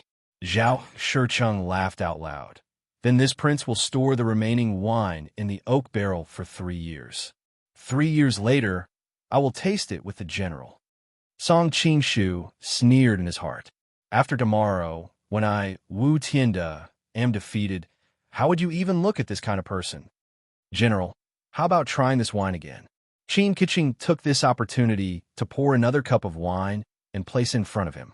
Her pair of peach blossom eyes were so misty that water was about to seep out. It turned out that during this period of time, Song Qingshu's fingers had been wandering around her body unintentionally. Qin Keqing originally had a romantic personality. Adding on a superb technique, in a short while, her entire body melted. Song Qingshu tasted it, and this wine tastes sweet and fragrant. It should be rum from the Caribbean Sea. Although it's a good wine, drinking it like this is a bit of waste. "Oh, then how should I drink it?" Zhao Shicheng instantly became interested. Even Qin Keqing blinked her large watery eyes and looked at him curiously. "First use lemon to make juice, then add a few mint leaves, pour in rum, and place it in an ice cellar to chill for the time it takes to drink a cup of tea. If you drink it in the hot summer, I guarantee that it will penetrate from head to toe and give you an extraordinary feeling." The more Song Qingshu spoke, the more he missed the taste of his previous life. "Then I really want to try it." Although it was not the height of summer, Zhao Shicheng impatiently took a jug of rum and left. As he walked, he said to Song Qingshu, "General Wu, please help yourself. Prince really loves wine as much as his life." Looking at Zhao Shicheng's departing figure, Qin Keqing could not help but sigh with hidden bitterness. However, Song Qingshu's heart was as clear as a mirror. How was Zhao Shicheng loving wine as much as his life? He was clearly using an excuse to leave to create a chance for the two of them to be alone. In other words, it was also a chance to seduce him. Qin Keqing's ears suddenly twitched as though she had heard something. Her soft body instantly stiffened. The feeling of Song Qingshu hugging her was very obvious. She looked towards the back of a certain wall thoughtfully. It was obvious that someone was using voice transmission to say something to Qin Keqing. Qin Keqing took a deep breath as if she had made up her mind. She suddenly smiled sweetly at him. "General Wu, this concubine actually knows of an even more interesting way to drink rum. Does General want to try it?" Song Qingshu was startled. Could it be that the people of this world knew of a superior method of mixing wine? Hearing Miss Qin say this, I am really a little curious. Qin Keqing did not reply. Instead, she waved her hand at the surrounding singers, indicating for them to leave first. The singers bowed and left one after another. Could it be that this way of drinking wine requires a man and a woman to be alone? Song Qingshu's finger lightly drew circles on her body as he said with a teasing smile, "This concubine's way of drinking is a secret recipe. It cannot be seen by outsiders." Qin Keqing pursed her lips and smiled. Then, she turned around and poured another cup of wine. "Do you still want to continue forcing me to drink?" Song Qingshu was very curious about what she was up to, so he looked at her calmly. However, out of his expectations, Qin Keqing did not bring the wine in front of him. Instead, she picked up the wine cup and drained it in one gulp. Before he had the time to be shocked, Qin Keqing suddenly turned around and kissed him. "Ugh, Just as Song Qing-shu was about to speak, he felt a sweet and delicious wine flowing into her mouth. So it's this way of drinking. Song Qing-shu laughed involuntarily. It seemed that even after drinking so much wine, he was still not drunk. She had no choice but to use this method. Song Qing-shu was not some kind of pure heart and few desires Taoist priest. Since it was delivered to his doorstep, it would be a waste not to take it. Even though he knew that the other party was using a honey trap, Song Qing-shu did not care at all. Anyway, he was not Wu Tianda, and there was no competition tomorrow. Of course, if it was a normal beauty, Song Qing-shu might really give it a try. But now it was such a delicate and graceful beauty. If he was still indifferent, he would not be a man. After the wine, Qing-Keqing was about to get up, but who knew that Song Qing-shu would not let her? He wrapped his arms around her neck and kissed her back. Feeling the other party break open her teeth and enter, Qing-Keqing's eyes widened, and she subconsciously wanted to push him away. Unfortunately, Song Qing-shu did not give her the chance to regret. Do I really have to sacrifice my innocence today? A trace of fear flashed through Qing-Keqing's heart. Although she wasn't a chaste woman in the traditional sense, she wasn't a woman who would let a man touch her body. One must know that after so many years, only her husband had touched her. The reason why she agreed to this mission was firstly to repay the debt of gratitude, and secondly, she had no choice. Of course, the most important reason was that she was confident that with her charm, she would be able to achieve her goal. There was no need for her to take the last step. But the development of the situation was out of her expectations. It was completely out of her control. Why isn't Prince Beijing back yet? Qing-Keqing subconsciously wanted to bite her lips, but unfortunately, she could not close her lips. Her body was more sensitive than normal girls, and adding on to the fact that she was naturally charming and affectionate, she was already gasping for breath after being kissed by Song Qing-shu. Her entire body was soft as if she had no bones, and her entire weight was hanging on this man. He is also in the prince's residence. Could it be that I am allowed to be humiliated by other men like this? The refined and mature face of her lover flashed past her mind, and Qing-Keqing was at a loss. At this moment, in the room next door, Zhao Shicheng said to a man beside him with a smile that was not a smile, "Are you really going to let that Wu guy do that to her?" The man was speechless. After a long while, he replied, "You can't trap the wolf without sacrificing the child." Zhao Shicheng smiled, and the ridicule in his eyes became even more obvious. "You are really willing. As the daughter-in-law of the Jia family, I should always be prepared to sacrifice for the benefit of the family," the man said indifferently. "Is it really just a daughter-in-law?" Zhao Shicheng sized up the man in front of him and said with a chuckle, "According to this prince, you have already slept with this daughter-in-law who is famous throughout the capital. To let your lover go with another man. Hee, you are really open-minded." The other man in the room was naturally Jiazhan. As a prince, Zhao Shicheng naturally did not have any scruples and was not afraid that his words would hurt the other party's face. Jiazhan's expression changed slightly. After a long while, he said, "Those who achieve great things do not care about trifles." However, when he thought of Qing-Keqing's beautiful appearance, he felt even more sour in his heart. If it were in the past, even if Jia Sherdao personally gave the order, he might not have been willing to let Qing-Keqing do such a thing. However, not long ago, he was crippled by Luo Bing with a kick, and he could no longer have sex.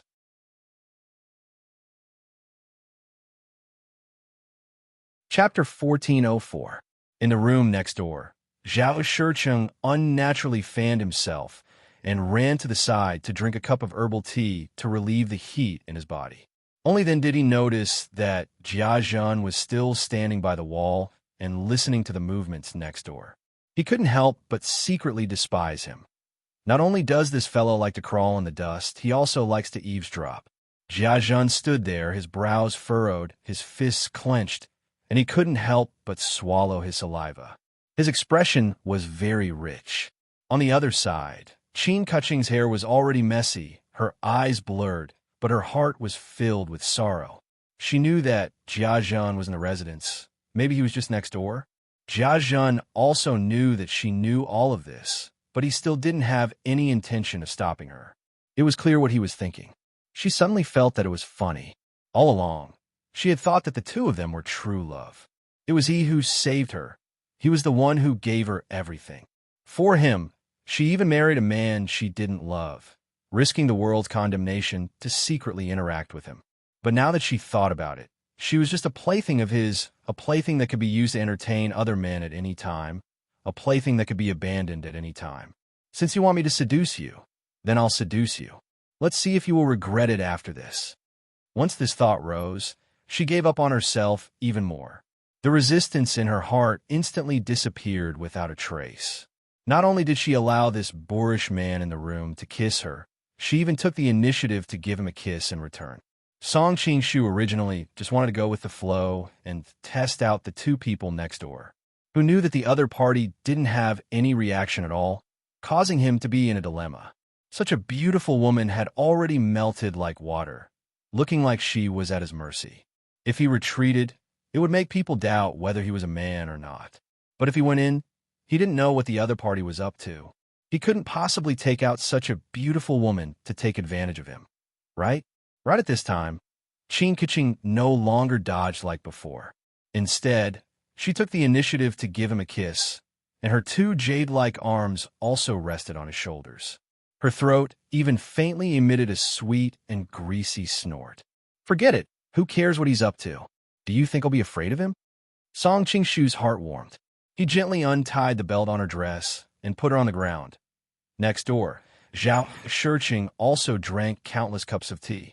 When he tried to pour more tea, he found that the water in the teapot was already gone. To hide his embarrassment, he coughed lightly and said, "This Wu Tian's stamina is quite good." Jiazhan's eyes were slightly red. He had been restlessly pacing back and forth in the room since a while ago. When he heard what he said, he opened his mouth and subconsciously wanted to answer, but he suddenly realized that he didn't know what to say. Was he supposed to say, yes, his stamina is indeed quite good? When he thought about how the soft voice that usually belonged to him now belonged to another man, he felt extremely F***ed up. His eyes were so gloomy that they were about to drip water. "Luo Bing, you bitch." Now, shout to say, he, Song now belonged to him. At this moment, Song Qingshu finally understood what the other party was planning. Qin Keqing was born with a seductive bone. Most men who touched her body would lose their virginity in no time. On this basis, she actually cultivated a special kind of seduction technique, which multiplied the power. That scalp-tingling feeling made Song Qingshu's heart tremble. Even he couldn't withstand it, let alone ordinary people. If it was Ling Huchong who attended the banquet tonight, he would have used up most of his yang qi and would be dispirited for the next few days. It would be good if he could use 30% of his abilities in the competition tomorrow. Qin Keqing's shock was no less than his. Usually, she didn't even need to use seduction techniques. She could easily make a man lose his armor with just her body's talent. Now that she used her full strength, the other party was actually fine. But this wasn't what shocked her the most. What shocked her the most was something else. This aura. You're that person that night. Song Qingshu was a little surprised. He couldn't help but sigh at how sharp a woman's senses were sometimes. She clearly didn't see his face, but she still recognized him. Looks like Miss Qin and I are really fated. Oh, that's not right. Song Qingshu moved closer to her ear and said softly, I shouldn't call you Miss Qin. I should call you young Mistress Rome. Ah. When Qin Keqing's identity was suddenly called out, her entire body froze. You. The reason why she agreed to use her beauty trap this time was mainly because the other party didn't know her identity. That was why she was more daring. Now that her true identity was exposed, she instantly felt that she was completely defenseless in front of the other party. Her heart was so nervous that it was about to jump out. Don't be afraid. I won't hurt you. Seeing her frightened and flustered eyes, Song Qingshu couldn't help but feel a trace of pity. As if feeling the gentleness in the other party's tone, Qin Keqing gradually calmed down. Suddenly feeling the piercing pain from his beard stubble, she instantly thought of something That's not right. You didn't have this big beard that night. Although she couldn't see anything that night, the two of them were in close contact. Such a big beard couldn't be hidden even if she wanted to. But this warm and wide embrace, as well as the comfortable aura on the other party's body, all of it showed that he was the mysterious person that night. Who exactly are you? Qin Keqing wasn't a stupid person. She suddenly understood that since his beard was fake, then this man wasn't Wu Tianda. Song Qingshu kissed her, then said by her ear, "This is our secret." As if feeling something, Qin Keqing frowned, her eyes filled with tears. She glared at him reproachfully. Who wants to help you keep a secret? If you expose my identity, it won't do you any good. Song Qingshu paused, then continued to murmur in her ear, could it be that you want to be forced to seduce another man again? Qin Keqing was so embarrassed that she fiercely bit his shoulder. However, the other party's words had spoken from the bottom of her heart. If the Jia clan knew that she had gotten the wrong person this time, then the sacrifice of her innocence this time would be completely meaningless. Instead, she would be detested and despised by them. They might even force her to once again use her honey trap on the real Wu Tianda. When she thought of the scene where she would be reduced to be like a prostitute in a brothel, endless sorrow arose from the bottom of her heart. Two streams of clear tears involuntarily flowed down. Song Qingshu wiped away her tears and said gently, "Don't worry. If you and I don't say anything about this, no one will know. But I know it myself." Qin Keqing shouted in her heart. But she also knew that at this point, she could only comfort herself like this. As if she thought of something, Qin Keqing suddenly looked at him with a red face. "Did you practice some kind of evil martial arts?" Song Qingshu looked at her with a smile that wasn't a smile. "Why do you ask?" Qin Keqing opened her mouth, but in the end, she turned her face away and said softly, "You know, in your heart. I haven't practiced any evil martial arts," Song Qingshu said teasingly. "Speaking of which, it should be Madam who practiced some kind of martial arts."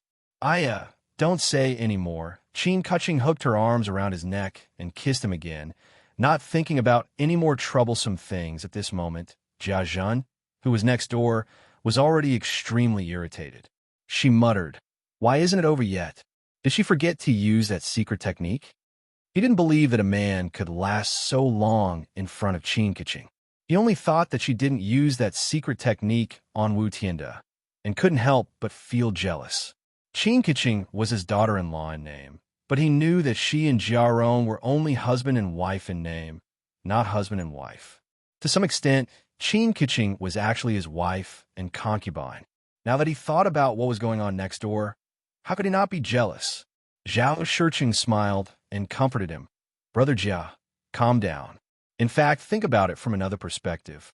The longer they fight, the more energy Wu Tianda will use, and the more he will lose in the martial arts competition tomorrow. Isn't that just in line with our original plan?" "Okay." Jia Zhen could only sigh helplessly, thinking that he had made such a big sacrifice this time, and he didn't know what kind of compensation his uncle would give him. Thinking of Jia Shidao's power and the shocking strength he had hidden in the dark, Jia Zhen gradually became excited. However, she quickly thought of Luo Bing's kick that night, which ended her family line, and she instantly became depressed. Song Qingshu only left when the sky was about to brighten. Qin Keqing's aptitude was extremely good, and with the addition of her cultivation technique, she had refined a rather abundant amount of pure yin qi overnight. Not only did she not lose any energy, her cultivation had also improved by quite a bit.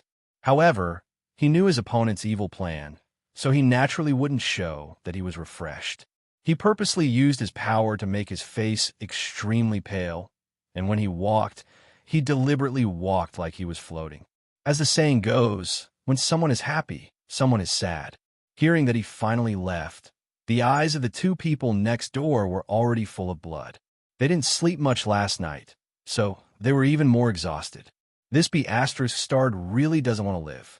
He's been tossing and turning all night, and now he's floating. Looking at Song Qingshu's back through the window, Jia Zhen gritted his teeth and said, "After all, It was his woman that Song Qing-shu had tossed and turned last night. So how could he not be angry? Zhao Shicheng patted his shoulder and comforted him. Now it seems that at least the effect is very obvious. Jia Zhun snorted coldly, and his face was still a little ugly. He hurriedly ran next door to check. Zhao Shicheng's eyes lit up, and he hurriedly followed. At this time, he might be able to feast his eyes. However, he was soon disappointed, because except for her hair that was still messy, Qin Keqing had already put on a dress. Even so, the lazy and charming style that she revealed at that moment still made him admire her. Keqing, how are you? Jia Zhun hurriedly went over to help her. Qin Keqing immediately dodged his hand and looked at him coldly. She did not say anything and walked straight out, but just as she took 2 steps, the strange feeling in her body caused her to involuntarily press down on her skirt. Her beautiful face instantly flushed red, and she endured her embarrassment and walked out shakily. Jia Zhun wanted to chase after her, but he didn't know what to say at this time. After thinking about it, he let her calm down first.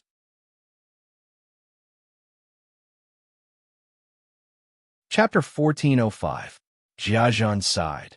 This is Uncle's opinion. If we directly threaten him, it will be disadvantageous. Maybe Han Xingzhou will use this to attack the result of the competition. Moreover, this method is done without a trace. Even if Han Xingzhou finds out later, he can only blame Wu Tianda for not being able to control himself and not being able to use this as an excuse to attack. As the saying goes, one has to suffer in silence. I see. Zhao Shixian is really far-sighted. I admire you. Zhao Shicheng praised Jia Zhun, but he sneered inwardly when he saw Jia Zhun's depressed expression. He didn't know who was the one who had to suffer in silence. Jia Zhun was not in the mood to continue chatting with him at this time. He cupped his hands and said, I have to go back to report the result to Uncle and comfort Keqing. I won't stay here any longer. Goodbye. Take care. Ben Wang won't send you off. Zhao Shicheng shook his head inwardly. A woman was given away by the man she loved to another man. Her heart was already riddled with holes. It wasn't something that could be recovered with just a few words of comfort. Ben Wang, please wait. Jia Zhun cupped his hands and hurriedly ran away. Looking at his departing figure, Zhao Shicheng was deep in thought. Suddenly, he heard a faint sigh. Ben Wang, did you harm someone again last night? Zhao Shicheng looked back and saw his wife, Tang Wan, standing not far behind him with a worried expression. He couldn't help but quickly walk over to support her. Why did Madam get up so early? The dew in the garden is heavy and cold. Quickly go back to your room and rest. Tang Wan sighed. You didn't return to your room last night. How could I sleep? I heard from his servants that you were at Heavenly Fragrance Restaurant. I knew you had something to do, so I didn't dare to disturb you. Now that you're almost done, I came to take a look. Zhao Shicheng held his wife's hand, his eyes full of tenderness. It's all Ben Wang's fault for making Madam worry. Tang Wan shook her head. Looking in the direction Jia Zhun disappeared, she said faintly, Ben Wang, you have a noble status. Outsiders think that you never participate in the court struggles. But as your wife, how can I not know that you are secretly biased towards one side? However, political struggles have always been incomparably treacherous.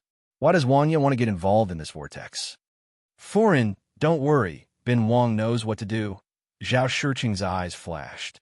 He thought that if he was satisfied with being a Wang Yi, there was naturally no need to participate in the struggles of the court. But if he wanted to go further, they were all descendants of Emperor Taizong. So why should they have different fates? Seeing that Tang Wan still wanted to say something, Zhao Shicheng held her and said, Madam, let me help you back to the room to rest. Tang Wan opened her mouth, but didn't say anything in the end. She just let him help her back. As for Song Qing-shu, he soon noticed that someone was tailing him after he came out of the Duke Beijing residence. He couldn't help but sneer secretly. It seemed that the other party had really gone to the extreme. He didn't make a sound and pretended to walk in the direction of the palace.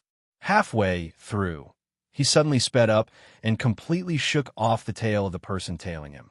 He then used his lightness skill and hurried to the Han residence, where Han Chuanzhou was already waiting for him. Before Song Qingshu opened his mouth, Han Chuanzhou asked first, what kind of trap was there in the Duke Beijing residence last night? Although Duke Beijing's position was uncertain, his keen sense of smell as a politician made him very sure that it was definitely a trap last night. Song Qingshu frowned, but still answered, last night, Duke Beijing asked me to help taste the wine. Was it drugged in the wine? Han Chuanzhou quickly denied this speculation. No, if it was drugged, it would be easy to leave something behind. Jia Sherdao wouldn't be so unwise. Song Qingshu nodded and said, yes, tasting the wine was only one of the tricks. The final trump card was the beauty trap. Then he told him about how they sent a woman who knew how to use the seduction technique. Of course, he hid many details and naturally didn't reveal Qin Keqing's identity. It was really a vicious trap. If it weren't for you, Qingshu, this time, Tianda would have definitely fallen into the trap. Han Chuanzhou looked very lucky. His essence, qi, and spirit would have been sucked dry by those evil women. He would have lost today's competition, and he wouldn't be able to get even with them afterward. It's all thanks to you. Song Qingshu waved his hand and said, save the pleasantries. Now, shouldn't Jiefu tell me where Huang Rong is? Han Chuanzhou smiled and said slowly, I heard that you have mobilized all kinds of forces to look for her in Lin and City, and Jia Sherdao has also sent his people to look for her. You have almost turned Lin and City upside down, but you still haven't found gang leader Huang. Have you ever wondered why? I've been wondering about this. Is Huang Rong in Jiefu's hands? Song Qingshu looked at him meaningfully. Han Chuanzhou hurriedly waved his hand and said, Qingshu, you overestimate me. Although I have some power, I can't hide from you and Jia Sherdao at the same time.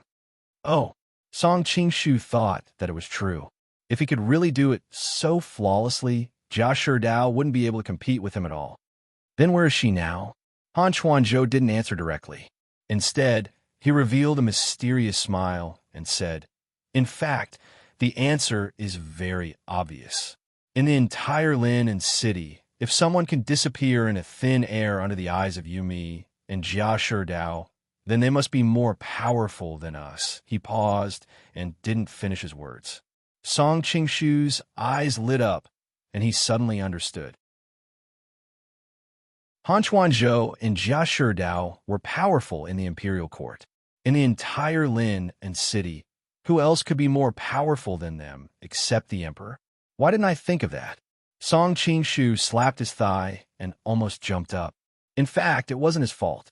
Since he saved Li Yuanji and Chun Yuanyuan, he didn't want to stay in the palace anymore, so he subconsciously ignored this place. Thinking that Huang Rong had been missing for so many days, Song Qingshu was burning with anxiety. He couldn't wait to rescue her immediately, but he soon remembered that it was almost dawn. People in ancient times got up very early. At this time, all the people in the palace might be up. If he wanted to break in at this time, his identity would be exposed if he was careless. Han Chuanzhou seemed to have read his mind. He smiled and said, the competition for the position of commander will be held in the palace today. Qingshu, why don't you go to the palace with me? Song Qingshu's heart skipped a beat. It would be a good idea to enter the imperial palace under the guise of the martial art competition, especially when everyone's attention would be drawn to the martial arts competition. He could then go and rescue Huang Rong. Do you know where Huang Rong is locked up? Song Qingshu suddenly realized that if she wasn't in the palace, he would have come here for nothing. Han Chuanzhou smiled and said, I can only tell you that going to the palace today to watch the competition for the position of commander should be rewarding. Song Qingshu nodded. When it came to the emperor, a wily old fox like Han Xingzhou would definitely not reveal everything. However, he had already made it clear enough. Since he said this, he must have found out through special channels that Huang Rong was indeed hidden in the imperial palace. Then let's go now. Song Qingshu made an inviting gesture. Han Chuanzhou suddenly looked at him with a strange expression. Qingshu, you have been fighting all night. Don't you need a rest? Song Qingshu shook his head. No problem. Han Chuanzhou suddenly said in an envious tone, It's so good to be young. Although Song Qingshu said it casually, he still took a nap in the sedan on the way to the palace. After all, His body wasn't made of iron. The sedan stopped in front of the palace gate. Song Qing-shu found that there were too many people gathered outside the palace. In addition to the officials who were qualified to enter the palace, there were also many low-level officers and jianghu people waiting outside the gate. Obviously, they wanted to know the results of the competition as soon as possible. Not long after, the palace gate opened, and all the officials came to the court. Song Qing-shu was now King Qi, so he was qualified to enter. As for the rest of the people, they weren't so lucky. They were strictly stopped outside the gate by the imperial palace guards. On the way to the throne room, Song Qing-shu suddenly saw Murong Fu in the crowd. He seemed to be talking to Jia Sherdao about something. Song Qing-shu walked over and said, "Jia Shumi." Jia Sherdao looked up and was surprised. He returned the greeting and said, "King Qi." The two chatted casually, and Song Qing-shu suddenly said to Murong Fu, "Prince Murong, long time no see." Long time no see. Looking at the high-spirited man in front of him, Murong Fu couldn't help but feel that the world was unpredictable. A few years ago, he was the famous Nan Murong, and this man was just an abandoned disciple of the Wudong sect with all the meridians in his body broken. But in just a few years, this man had grown to be someone that Murong Fu had to look up to, both in terms of martial arts and power. At that moment, Murong Fu was suddenly full of frustration. He felt that he would never be able to catch up to this man in front of him. However, he quickly came to his senses. He was a descendant of a Yin dynasty, and he had the ambition to restore the country. He was destined to be an emperor in the future. No matter how powerful Song Qing-shu was, he was just a king. With this thought, his fighting spirit was instantly ignited. So he had to defeat that Wu Tianda today and take control of the military in Sichuan. When he went to Sichuan, he would manage it for 2 years, and with Sichuan as the foundation, he would restore the glory of the Yin dynasty. Although Murong Fu didn't say it out loud, Song Qing-shu could feel the changes in the atmosphere with his current cultivation. He looked at Murong Fu thoughtfully, then smiled and asked, "Why didn't I see Miss Wang this time?" Miss Wang is familiar with all the martial arts in the world. With her guidance, you'll have a higher chance of winning. When Jia Sherdao heard "familiar with all the martial arts in the world," a look of disdain flashed in his eyes.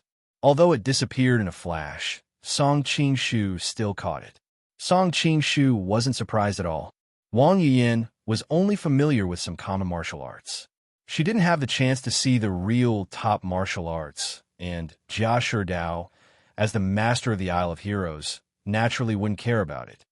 Some time ago, my aunt sent a letter to Montois Villa. My cousin left immediately after receiving the letter. I asked her what was written in the letter, but she didn't tell me. Murong Fu answered with a wry smile. Obviously, he was a little dissatisfied with Wang Yuyin's reservation. However, he had always been a little afraid of his beautiful aunt, so he didn't dare to bully his timid cousin.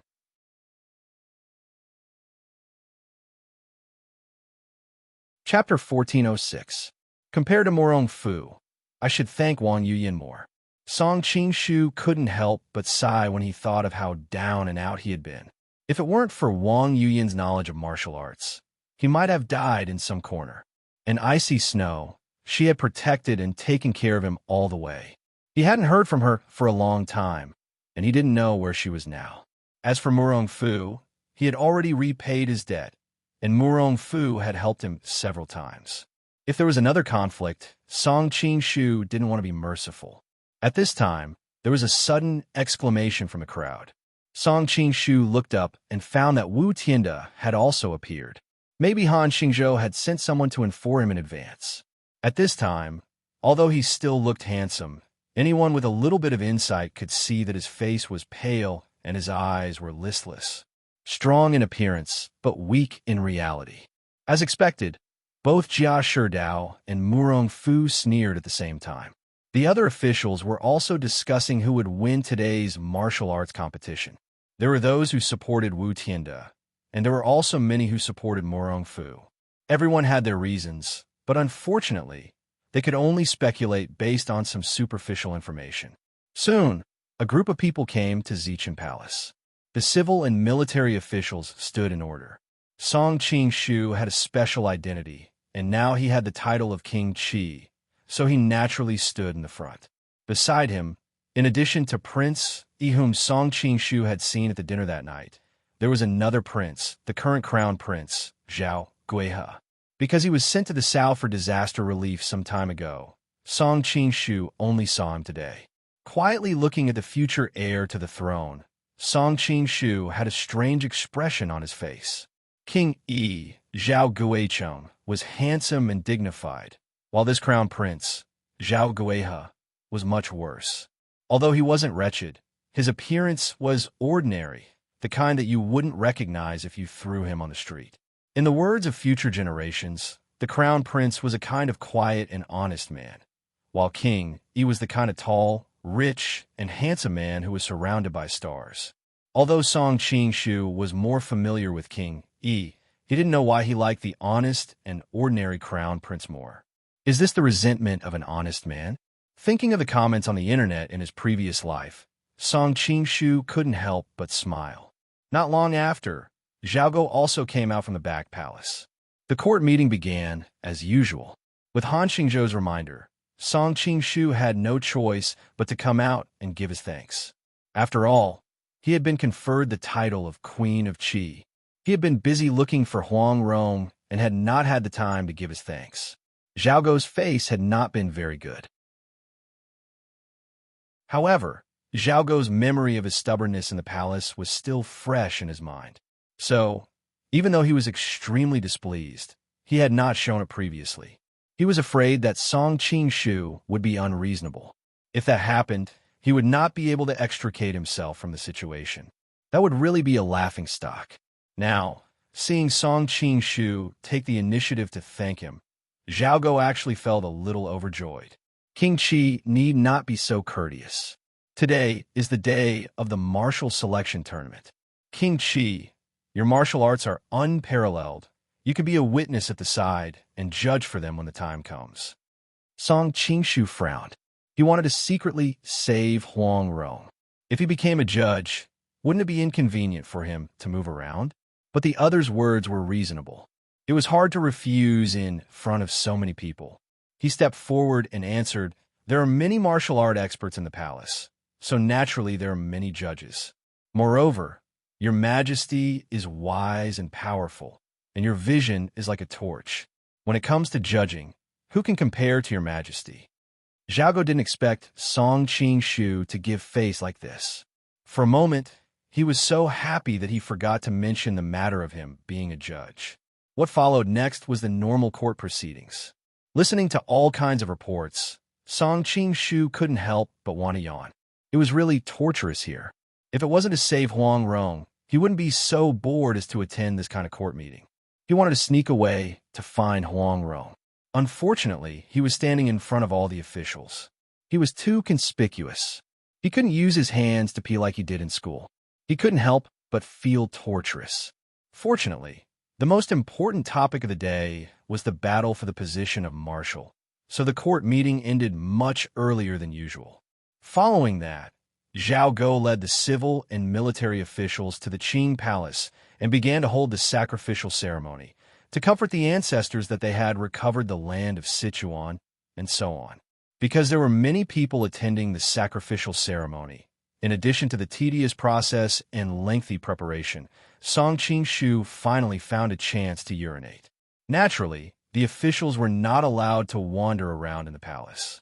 A eunuch had already come to lead him there.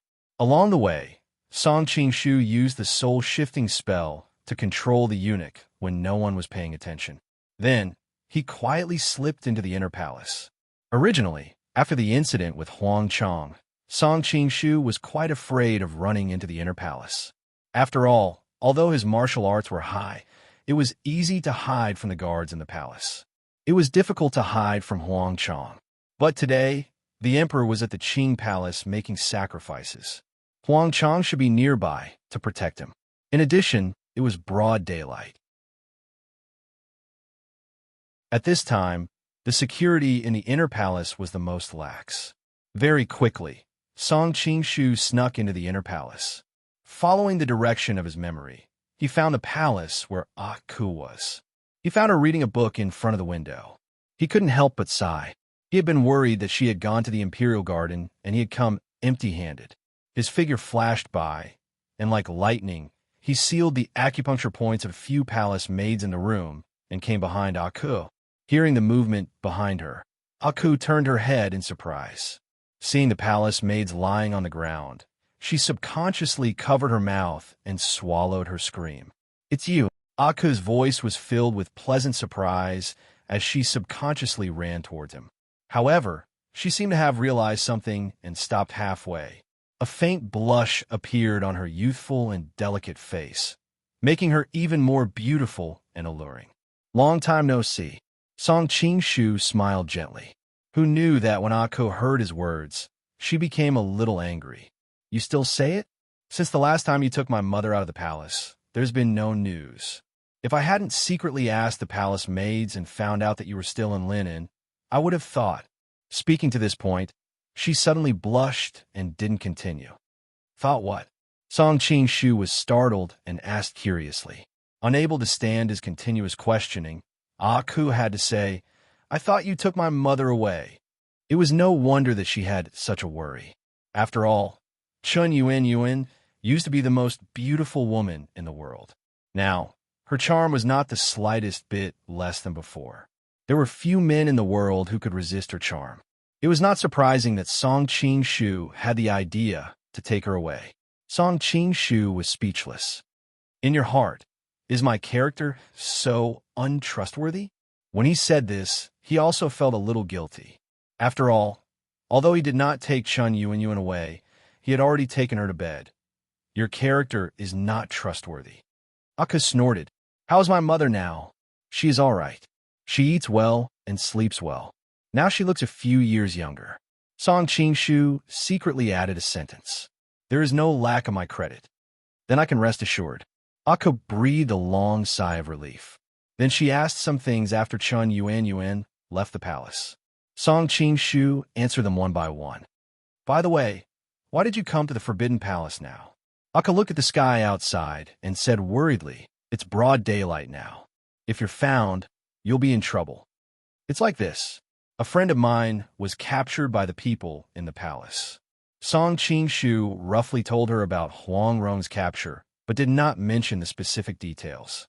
"So, I specially came to ask you if you found anything unusual in any of the concubines' palaces." "It's a female friend, right?" Aku asked sourly.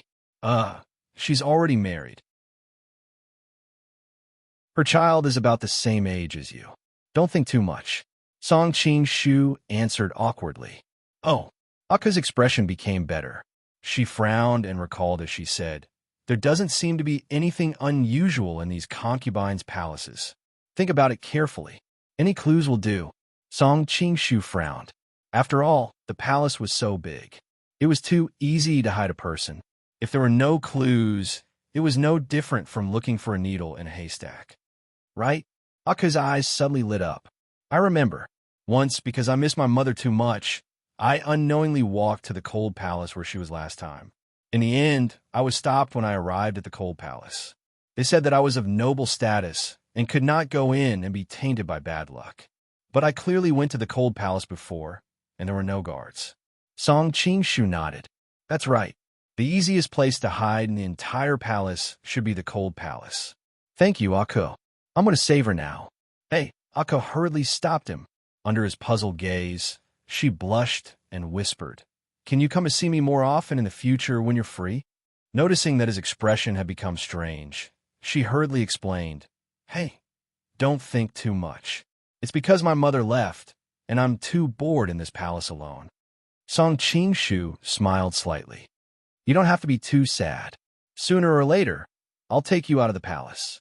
"Really?" Aku exclaimed. Her small chest rose and fell rapidly. It was obvious that she was extremely excited at the moment. "Of course it's true." Song Qing-shu smiled, waved goodbye to her, and used his qinggong to quickly disappear from her line of sight. "I'll wait for you," looking at his departing figure. Aku's eyes seemed to bloom with a brilliant light. Her whisper did not escape Song Qing-shu's ears. He couldn't help but frown. He faintly felt that something was wrong, but he was in a hurry to save her, so he didn't have time to think about it. The two of them clearly understood this promise to have different meanings. Song Qing-shu was only doing it out of friendship, but Ako was filled with the feelings of a young girl. Originally, Song Qing-shu was not so dull, but because of his relationship with Chun Yuanyuan, he subconsciously treated Aku as a junior, so he really didn't think in that direction.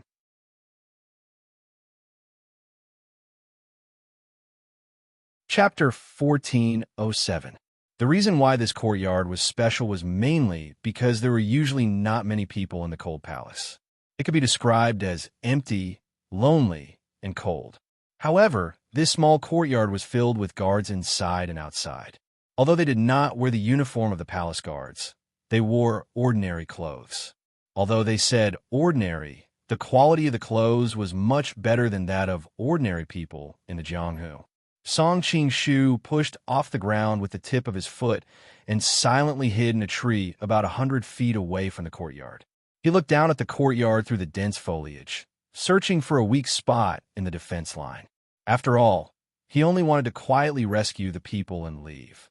He didn't want the entire imperial palace to come and capture the assassins.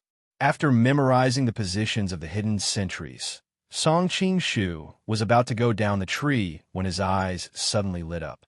He saw a graceful young woman walking out from the inner room to the courtyard outside. That slightly bulging belly was very eye-catching. Who else could it be but Huang Rong? I finally found you. Song Qing-shu was extremely excited because he knew that if he missed again, he wouldn't be able to endure such a blow. From afar, Huang Rong looked worried, but her face was rosy and her clothes were clean. She obviously hadn't been mistreated. Song Qing-shu's heart, which had been on tenterhooks all this time, finally calmed down. Why does Zhao Go want to catch Huang Rong? After his worries dissipated, Song Qing-shu started to think about this problem. In his mind, Zhao Go and Huang Rong had no conflict of interest at all. Moreover, Zhao Go was guarding Xianyang and was a pillar of the country. Why would they touch his family? Was it because Guo Jing was on Jia Shidao's side, and Zhao Go wanted to balance the power of both sides? Song Qing-shu's heart jumped. The more he thought about it, the more he felt it was possible. After all, Jingzhou was already heavily marked with Jia Shidao's side. If Sichuan fell into the hands of Jia Shidao's people, then 2/3 of the power in the imperial court would be under his control. Zhao Go, as the emperor, would probably have trouble sleeping. Suddenly, there was a quarrel not far away. Song Qing-shu looked up. It was Huang Rong who wanted to walk out of the courtyard, but the guards wouldn't let her. Hey, although these guards looked quite capable with Huang Rong's martial arts, they shouldn't be able to stop her. Song Qing-shu looked carefully and noticed that Huang Rong's footsteps were much heavier than usual. She must have sealed her power. Zhao Go, you better hope that she's fine. If she or the child in her womb is injured. A cold glint flashed through Song Qing-shu's eyes, and he snuck over. Huang Rong was stopped and could only return to the room. Because she was pregnant, she was already a little tired, so she could only sit on the bed and sulk. This is so infuriating. Huang Rong was so annoyed that she couldn't help but stomp her feet in anger. Be careful. It won't be good if you hurt the child. A gentle voice rang out from the side. None of your business. Huang Rong answered instinctively. She suddenly realized something and turned her head in disbelief. She saw a face that she loved and hated at the same time. Huang Rong was thinking about how she should face her when Song Qing-shu rushed up and hugged her. He murmured affectionately. Huang Rong wanted to push him away, but when she heard the deep emotion in his voice, her heart softened. She put down her hand that was halfway out and instead hugged his back lightly. The two of them hugged in silence for a while. Huang Rong suddenly pushed him away. Don't hug me so tightly, my stomach. Hearing this, Song Qing-shu quickly let go and said apologetically, Sorry, I almost forgot. As he spoke, he squatted down and pressed his face against her stomach. Come, let Uncle hear if you have any objections. Uncle? Hearing these two words, a strange look flashed across Huang Rong's face, and she couldn't help but be dazed for a moment. Suddenly noticing the movement of Song Qing-shu's hand, Huang Rong blushed and slapped his hand away from her stomach. Don't touch him. It's only been a few months. How can he interact with you? After all, she had given birth once. Her experience was far beyond that of a virgin like Song Qing-shu. Song Qing-shu giggled. I can't help it. I'm too excited. Huang Rong blushed. It's not your child. Why are you so excited? It doesn't matter. It's your child anyway. Song Qing-shu suddenly changed his tone. Besides, it's not easy to make them call me father. Hearing his words, Huang Rong's heart beat wildly. What do you mean? Song Qing-shu said with a smile. With my friendship with Brother Guo, and the fact that he has saved you several times, I think Brother Guo will definitely not refuse when we agree that the children will recognize me as their godfather after they are born. In your dreams, Huang Rong spat. Originally, she thought that she must ask her husband not to agree in the future. But for some reason, she suddenly felt that this kind of ending seemed to be good. Wait, why did you keep saying words like they and children from the beginning? Huang Rong sensitively noticed the abnormality in his words. Because I know you're pregnant with twins, and it's a boy and a girl. Looking at her slightly bulging belly, Song Qing-shu said with delight. Nonsense. How do you know? Huang Rong touched her belly, snorted, and said angrily. Do you want to make a bet? Song Qing-shu said with confidence. Let's bet. Seeing his confident look, Huang Rong raised her chin and snorted. It was as if she was no longer the dignified and wise Mrs. Guo, but the little demon girl who was afraid of nothing. The key is, what are we betting on? If I win, when the children are born, they will call me father. Seeing Huang Rong's frown, he hurriedly added, Godfather, Godfather. Huang Rong hesitated for a moment, but finally nodded. Okay, but what if you lose? If I lose, you can make any request. Song Qing-shu said, patting his chest. Aren't you afraid that I will make things difficult for you? Huang Rong asked curiously. I'm not afraid because I know I won't lose. Song Qing-shu's face exuded a layer of confidence. I hope you remember what you said today. Huang Rong snorted, then lowered her head and gently touched her belly. On one hand, she wanted to win the bet, but on the other hand, she was very excited about the fact that they were a boy and a girl. She couldn't help but feel conflicted. At this time, there was a sudden knock on the door, and a soft voice said, I'm here to bring fruit to Madam. As she spoke, she pushed the door open and was about to enter. Song Qing-shu looked up and saw that there was no place to hide. In a hurry, he could only jump onto the bed and conveniently pull the quilt over to cover his body. Huang Rong's reaction was also very fast. She roughly glanced at the quilt, and it was easy to see that there was an extra person under the quilt. She had no choice but to crawl under the quilt and use her body to block the maid's line of sight. When a maid came in and saw Huang Rong lying on the bed, she couldn't help but be shocked. Why did Madam sleep so early? Huang Rong's face turned red. I'm a little tired and want to lie down for a while. Then I will help Madam wash your clothes. The maid said as she walked over. Huang Rong hurriedly said, No need. Right now, she was lying on the bed with her clothes on. It wasn't like she had really taken off her clothes to sleep. If a maid came over, wouldn't everything be exposed? Seeing the maid's puzzled expression, Huang Rong was worried that she would see something strange, so she hurriedly said, Help me light some sandalwood. It will help me sleep. Okay. The maid put down the fruit plate in her hand and ran to the side to light the sandalwood. You're living quite comfortably now. You have fruits and a personal maid to serve you. Song Qing-shu suddenly came over and said to Huang Rong. Huang Rong was startled and hurriedly pressed his head under the quilt. In the end, she didn't know if the direction of the force was wrong or if he did it on purpose. But Song Qing-shu's entire head was buried between her breasts. Her breasts were originally very full, and because she was pregnant, her breasts had nearly doubled in size. With such a bump, Song Qing-shu felt as if he had bumped into a ball of cotton, but Huang Rong's entire body trembled, and she almost cried out. Madam, are you not feeling well?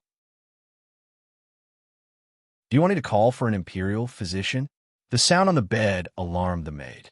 She turned around and found that Huang Rong's face was much redder than usual. She couldn't help but ask worriedly. No, I just want to rest for a while. After you light the incense, you can go out.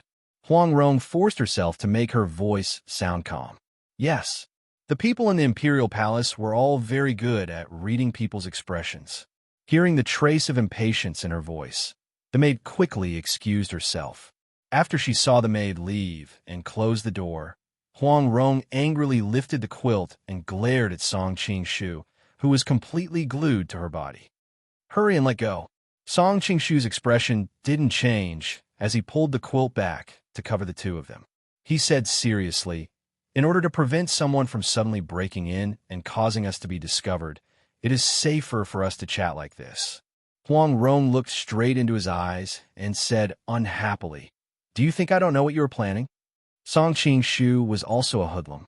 Seeing that his act of using his official position for private gain had been exposed, he couldn't help but chuckle. We already have a more intimate relationship. What is this now? Huang Rong's face instantly turned frosty. She sat up on the bed and said, Go. I don't want you to save me. It was my bad mouth. You are the grand beggar sex leader. A great person like you shouldn't hold a grudge against me. Song Qing-shu smiled bitterly and repeatedly begged for mercy. The corner of Huang Rong's mouth rose slightly. You're the Grand Prince of Qi. A commoner girl like me is nothing to you.